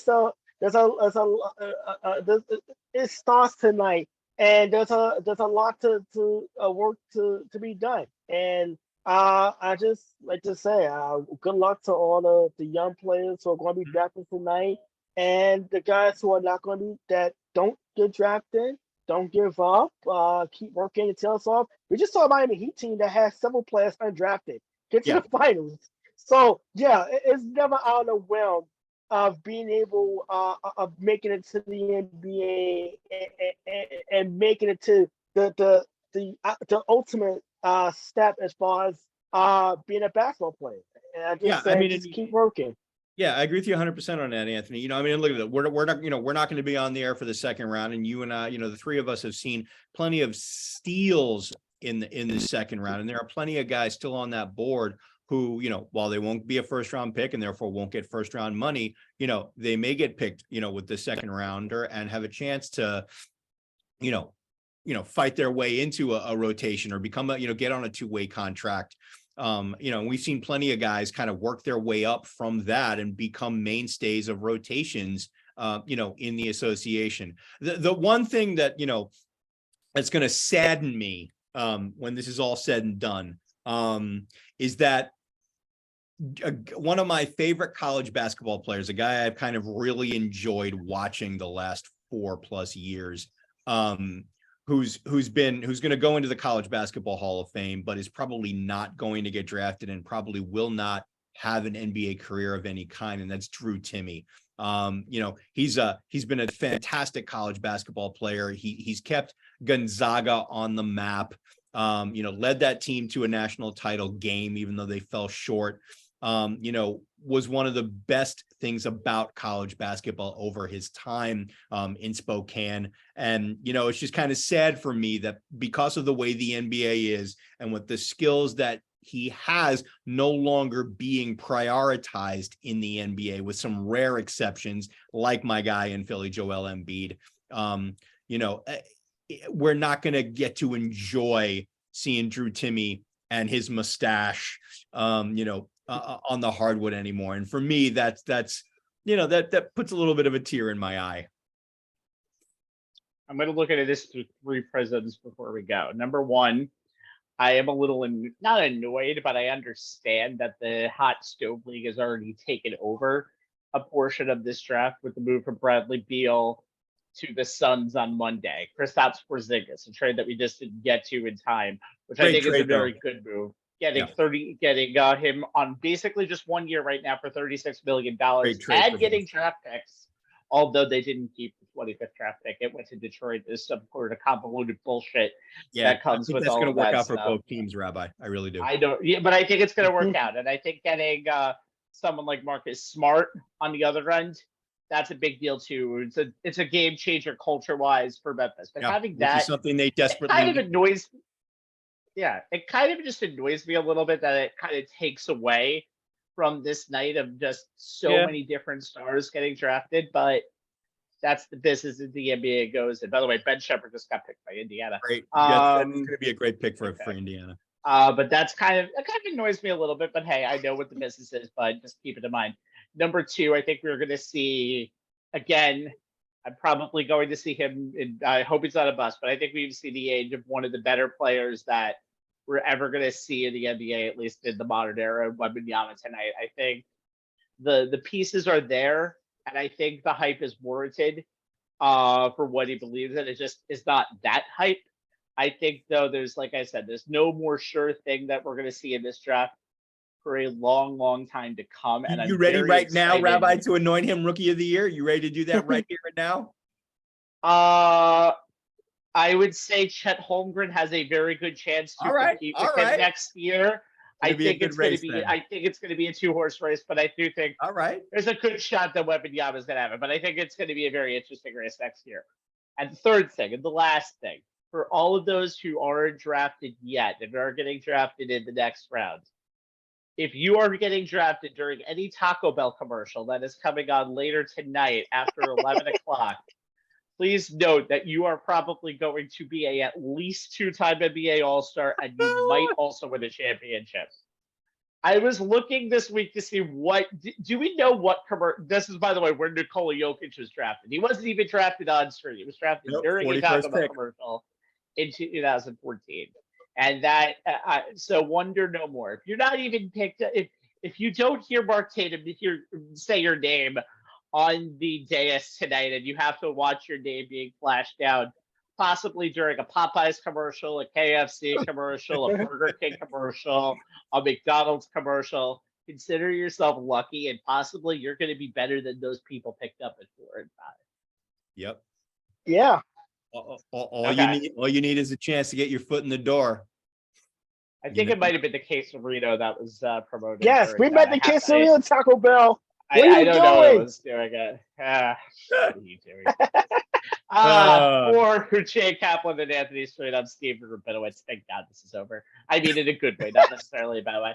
At ONTH Sports Lines on Twitter. I really am changing this up tonight. Where you can get some fun facts, especially going into MLB's All-Star break. And hopefully we'll be nice to the Yankees and Mets if they give us rights to be in. Right now they have it. YouTube.com/on the Sports Lines on demand. You'll see this show up there tomorrow. And Facebook.com/on the Sports Lines live. And if you're doing that right now, thank you. See you for our MLB midseason report next, unless things prohibit it. Have a good night, all. Thank you for watching us these 3 hours. Good Good night, night, everyone. everybody.